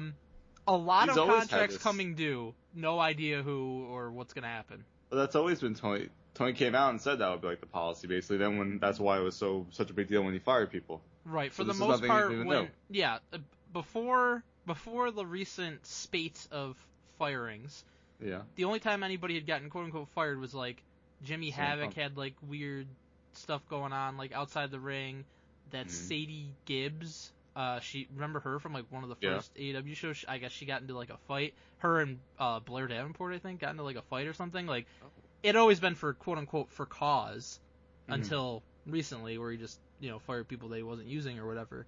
Mhm. So yeah, this is not like really new information whatsoever. No. This has been the case. Most of the people who have gone from AEW have just had their contracts expire, like Sonny Kiss or Joey Janela or whatever. So, Mm-hmm. I mean, this is just kind of what they do. So, telling us that contracts are going to expire one day, not a report. Telling us that that's how AEW is going to clear out the roster for the most part, not a report. And not telling us who these people could be is certainly not a report. Do you think Alv has a contact at AEW? I think the Young Bucks are one of his contacts at Okay. AEW because Sure. he kisses their asses constantly. So For sure. there's got to be a reason for that. And then, do you think he? But I think the Young as- Bucks are only going to tell him what they want him to know, obviously. So No, for sure. But my point is, then, do you think he has access to Mark Henry? do I think Alv has access to Mark Henry? Yeah, just Probably to like not. No. contact Mark Henry, like on Twitter Oh, yeah, I think he. or anywhere, in any I way, think if shape, he or form wanted to to contact. get. Yes, because Mark Henry was like replying to just random people on Twitter. So if he wanted Right. to get in contact with Mark Henry, he could. So, because he says here, and Alv I don't is, know when it's coming. right. I don't know what, like, you Right. can find that information out. You Yes. have access to that. If you're a reporter in wrestling, and not that he's a good reporter, really that he even is a reporter, because he never has gotten anything right, really, to my knowledge. You're working with Meltzer, who he fucking sucks, but people are, Mm-hmm. to believe that he's a legitimate reporter, then you have the resources to get in contact with people. Right. If you want to, but they don't want to, really. But yeah. You ready for the coup de grace? Double slam me. It's from Ringside News. Ringside News gets all of the King and Queen of the Ring match times wrong. Is this before or after the show? So they put the match times before the show, Okay. which is one of my favorite reports because the margin for error is so low on that why would you even bother putting that out there? Yeah. Because your likelihood of being right is very low. But Can't wait for this now. here we go. Women's World Title, Becky Lynch versus Liv Morgan. They said the runtime would be 20 minutes. Actual runtime, 16:25. Not the most egregious one here, but 16:25. Wait, they said 20 and they went 16? Yes. Alright. IC title. I mean, I'll say this, with entrances, it probably was like 20. Maybe. Some of these within entrances are still not close. Okay. IC title, Sami Zayn versus Bronson Reed versus Chad Gable. 20 minutes. Actual time, 13:40. That's very far off. Alright, yeah, that's fine. That's a whole match time right there. Yeah. Queen of the Ring Finals, Lyra Valkyria versus Nia Jax. They say 15 minutes. Real runtime, 9:40. This next one's the best Alright. one. I'll say, okay. Undisputed title, Cody Rhodes versus Logan Paul. I'll give them a little bit of props here. They said 25 minutes, 24:20. Listen, Hey. they nailed it as Hey, far as I'm good concerned. job. Yeah. King of the Ring Finals, Gunther versus Randy Orton. They say 30 minutes. Real time, 21:50. Way off. Hey, I'll say this. I'm much happier with what we actually got than what they predicted because that would be a long show. I agree. By the way, if Gunther and Orton were supposed to go 30, they would have went 30. I don't think Gunther's going fucking almost 10 minutes under. That is true. So I'll tell you what. I don't think that match at nearly 22 minutes needed any more time than it went. 100%. To me, Like, that was a great match as is. we talked about it before. To me, match of the weekend. Yep. And I agree with that. it shows. You don't have to have more than a 20-minute match to have an incredible match. Sometimes you can, and it helps, and it's fine. But that match was amazing, and as much as I love Gunther and Orton, it's like, you didn't need to add more time to that match. No, they told the story they needed to tell. It was basically perfect. That's really funny. All those times that they got wrong, like the amount of time that they got wrong, is like the equivalent of an actual match that could have taken place. That's true. That's 100% true. And a great match that could take place in that amount of time for that. So, great job, Ringside News. I'm glad that they were wrong, and I love when they're wrong about these things. Yep. Keep posting match times before the shows, because that's an easy slam dunk for this segment. BG, I think we did. Ooh, ah! Please come back, Roman. Please come back. BG, it is time for Fantasy Standings. That's right, Season 37, Ring Rust Radio, WWE Fantasy Season. Coming off a pay-per-view. So we had a lot of scores changing, and we had our waiver draft. But in last place, 13th with -20, Skinner. I asked him if he wanted to make a move, but his words to me were, no, I'm just going to get out of the way of the people who matter. It's very nice of him. So respectful. In 12th with 5, Jim Del Chapo. So, I picked that team. Pretty impressive. Well, that is impressive. pretty impressive that there's only one team in negatives, I would say, out of 13. That is true. That's pretty good. In 11th with 15, Angel Meza. Oh. A 3-way tie for 8th with 20. Tyler Sutton, Wow. BG, Hey. and Big Money Mike. Wow, Here Mike, we you're all the are. way down at the bottom with me. That's pretty bad. No. Lower third is what I would call it. I wouldn't call it bottom. The That's upper fair. portion of the lower third is what I would There call we it. go. Pretty good. I like that. I'm moving up like one spot per week, so I'm going to get there. Tie for 6th with 30. Oh boy, this combo. I don't know what to tell you about this one. George Cruz and Donald Wood. Ew. Yep. Would not watch. Nope. In 5th with 35, Alex Pandolfi. Hey. Who drafted that Good team? score. I think that was done. Oh, okay. I think he usually dressed Panda. Yeah. Better than his Panda own team. refuses to show up. In 4th with 40, James Dick. Wow. Good job, Dick. Nice. A tie for 2nd with 50, Reggie Gill and Stephanie Kordick. I drafted Steph's team. Nice. Much better than my own team. And in 1st, with 85, Leon Whoa. CK. 35 more than 2nd place. Yikes, dude. Again, it is a long way to go. We still have Clash of the Castle, we got Money in the Bank, we got SummerSlam. NXT? NXT. So a lot of points to be had, Alright. but yeah, there we go. My team blows. Mine too. Alright guys, emails time. I skipped out on fantasy. Where am I at, Mike? Not good? You're tied for 6th, and me and BG are tied for 8th Ooh, so I'm ahead of you. by 10. Yeah. Why you being goofy? Just being a little silly. You know he's a cow? No. I just heard that the other day. He's a That's fucking not dog. true. He's a Get outta dog. He's a dog. I heard it online too. That's why I said social media is so stupid because everybody's like, Yeah. can't believe it's this cow, man. here. Who the fuck said he was a Because he cow? fucked Maribel. He always wants to fuck Maribel Okay. or whatever. Well, he's fucking anything he could get. Yo, lower your standards. You're never disappointed. There you go.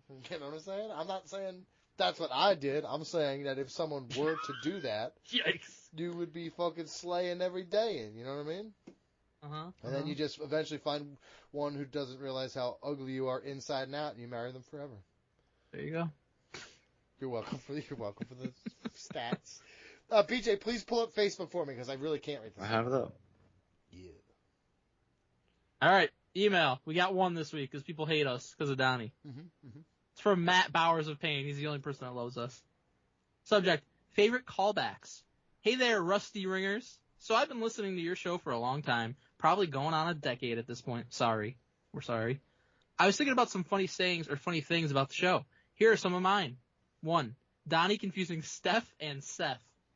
Honestly, they confused themselves. They just melded together into one. No, it's this. Nah, who was? Guess that star. Ready? Paul, get over here and help me. I think you want us to think it's Steph, but it's actually Yeah, Seth. I think it's Seth. It's actually Steph. I Wow, that's reversed crazy. psychology. It was You almost would like, just say whatever the opposite we said was. hi, hello. Yeah. Welcome to the show. Hi, hello. 2. Donnie screaming is Cheater. Brock. Ah! 3. What's the story? That's been a long time. Whatever happened to Sportskeeda, man? They That gotta was bring back What's the No, story? they're still around. They're just the one Yeah. guy who liked subheads, who always would Yeah, say, they "What's got the they story?" got rid of What's the Story. Mhm. 4. Trying to get BG to say Great Balls of Fire. I didn't try. I got BG to Succeeded. say it. Yep. Legendary. That moment was, and that was a Hail Mary too. No, I- it was like it was at the buzzer. It really. Well, here's the deal. It was. Because the pay-per-view already happened. Yeah. It ended. It was during the Smarks Say the Darndest Things comments for that pay-per-view. Yep. So BJ had let his guard down. He said, "I won." I Yep. tortoised and I haired him. You know what I mean? I did win. You did not. You screamed it, and then that is looped somewhere, and the audio is incredible because you hear me scream like a little lady. I'm like, yes, Yeah. right. I'm like marking out I and did shit. win because you had to put it into Smart Set where I'm impersonating Paul Heyman in that. You said I the didn't words. say it. That's all that matters. And Mike Yeah. Chiari does not realize what's happening. He's like, "What the fuck's Donnie yelling about? What's going on in Donnie's head?" Whoa, he did it! Yeah, it was awesome. But really, when it hit, you can hear it hit you. You're just like, whoa! Yeah. Okay. Good. What are some of your favorite callbacks that may or may not still be used on your show today? Ring Rust! Rod? Matt Bowers. Mike, go first. Okay. I got 4. Big Johnny thinking his brother was Hawk and that he was dead, but his brother was actually Animal. The shit we do on the show is so fucking stupid. Just the entirety of like TNA what the fuck moments, the theme song, talking about Creed, Shop TNA fucking product of the Shopna? week. Yep, Holy Shopna. shit! Remember we found what was Gold Dust's name? Like Silver Rain or 7? something? No, in TNA he was like Silver Rain or something. Oh yeah. And he had like a rat Black with him. Rain, yeah, Black if you will. Rain, yeah. And he had like a rat with him, and you could actually buy the rat cage. I It's like mostly just $700 remember or something. The AJ Cum shirt, the discharge shirt. Between that and Sin Cara shirt, dude. It was Yep, Sin Cara penis shirt. so wild, dude. What a I've also got Donnie calling Coors Field a paradise for pitchers. time. That's one of those Yeah. fucked up, dumb things I've ever heard in my life. And his love for Trent Green in the 90s Trent Green. made no sense. Calling Jim And last but Cornette not least- irrelevant. Hmm Something that was great. Something that just came to me. I hadn't thought about it in a while, but it's the Fired Up Podcast. Oh, yeah? Pew, pew. Yeah. Remember my rap? Remember we did rap for a while, BJ? We tried it out. Yeah. They couldn't That handle wasn't it. good. They couldn't. Dude, some of my lines were fired, dude. No. They were That was offensive, wild. though. BJ, what are yours? So we still use it all the time, but yikes Yeah. has become just a major part of like just my fucking vernacular. And the modified yikes, I like it. Yikes, Yes. I like it. That's a good Social jobbers. Yikes, I like it. So this is a T-shirt, one of the OGs though. Us ripping New Day with the blind fucking unicorn bird. one. Yep. That's a good. It's just fucking hysterical. So stupid. So that stood out to me, just like the callbacks, like the old days of that. Okay. Well, now you got Facebook. Oh, you don't have any? No, I got all mine from Facebook. Gotcha. Okay, and I'm gonna read it for you. Thank you. Okay. Crazy. This is from Austin Russell. What's the story / heart of the matter? It's the brown in the box. That's a good one. All my bits got fucking cut out. Yeah. Yeah. Austin Red says the increased absurdity of the it's the brown as the episodes progress. Austin Red also says, my all-time favorite is Baby Bop. Still makes me laugh to this day. I don't even know why we called him I that. don't even know why we called you that, dude, but when we called you that, it stuck for a long enough period of time to where a shirt got made. It was a shirt, Yeah. and it's just the most fucking cursed looking Baby Bop you ever seen. No, the worst part of the So world dumb. is it looks so good. It looks It's just like you. It's Baby Bop Like with a me. beard. He's the fucking best, dude. Oh, I'm looking at it right now. Yo, you can't tell me, BJ. You look at this, you're like, that's actually pretty good. That does look like me. Honestly, I didn't even know I had a beard. Mhm.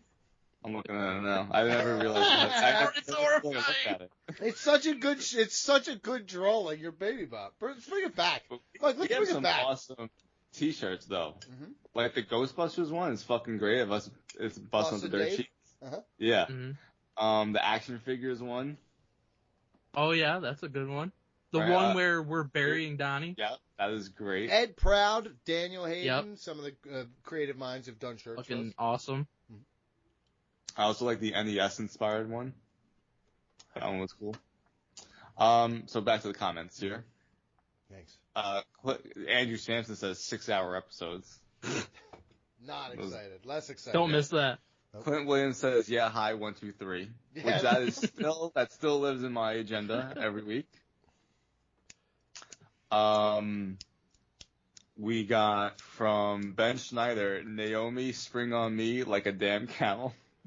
That's the Perkins story, dude. I wish we could find that. If someone out there has the where I can get the audio or the audio itself, please let me know.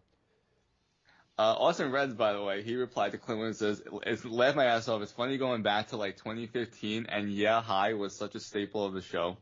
Yeah, hi. 1, 2, 3. Yeah, hi. It was like the show. It was like on Raw, and like they thought it was still fucking like commercial or something. It was Michael Cole. Yeah. Gerard Reno says, on fleet. Fleet. I forgot about that. We are the worst. The best part is everybody remembers the shit that's by accident and us just being stupid and having fun. None of our wrestling banter, really. It's usually like the peripheral dumb shit. Dante says, Rung Rust Radio Theater. Ring Rust Radio Theater, that's Mike doing like the Miro thing where Miro... Oh, the loved Miro fan the Bellas. fiction. Remember that? Yes. That was something. That was Ring All right. Rust After Dark. That was Uchenna Yeah. has a whole bunch. Vince Russo, just generally. What's the story / Heart of the Matter? Cheese and bacon on that ass. Yum. Yum. What's in the box? 6-hour episodes. Total Diva reviews. Fucking spin kick, bro. That is true. They were fun. That dude just kicked it to Rita. Big Johnny. Mike not seeing all of Lucha. Yes, that is That true. still is a thing. Still true. You want title match and ever heard of it? Never heard of it? Never heard of it. That's Nikki Bella. We've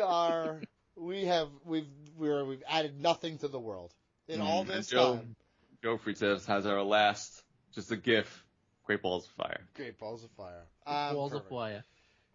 So yeah, that's I love going down memory lane with this show because we really have been around forever, and the best part is there's the people who have been around for a long time. They've been around for a long time, so they've got. They also remember shit that I forget. Yes, that yeah. Well, my brain is Fried. mush. My brain is mush. Like I'm like Junior Seau over here in the brain. Nice. Yikes. Is it bad? Is it bad? Yeah. Yeah, it's not great. Shit. Okay. Whoopsies. But yeah, guys. So that's it for the episode. So you know what, Mike, BJ, did you have a fun Memorial Day? I did. Are Thank you. Are you No. ready, are you ready for the summer? Yeah, I don't know what's going on here. Hot bodies, it's hot boy summer. You guys, long shorts or short Hot shorts? boy Oh, hold summer. on a minute. That's a loaded question for BJ. He's always with the long shorts. Mike, you going short shorts this summer, or are you going long shorts? Knee length. I'm going. My quads are looking good, baby. I'm going fucking real high. I'm letting that dong swang this year, baby. But God bless America. We'll see you back here next week. Horrible way to end the show. Yeah, what the fuck?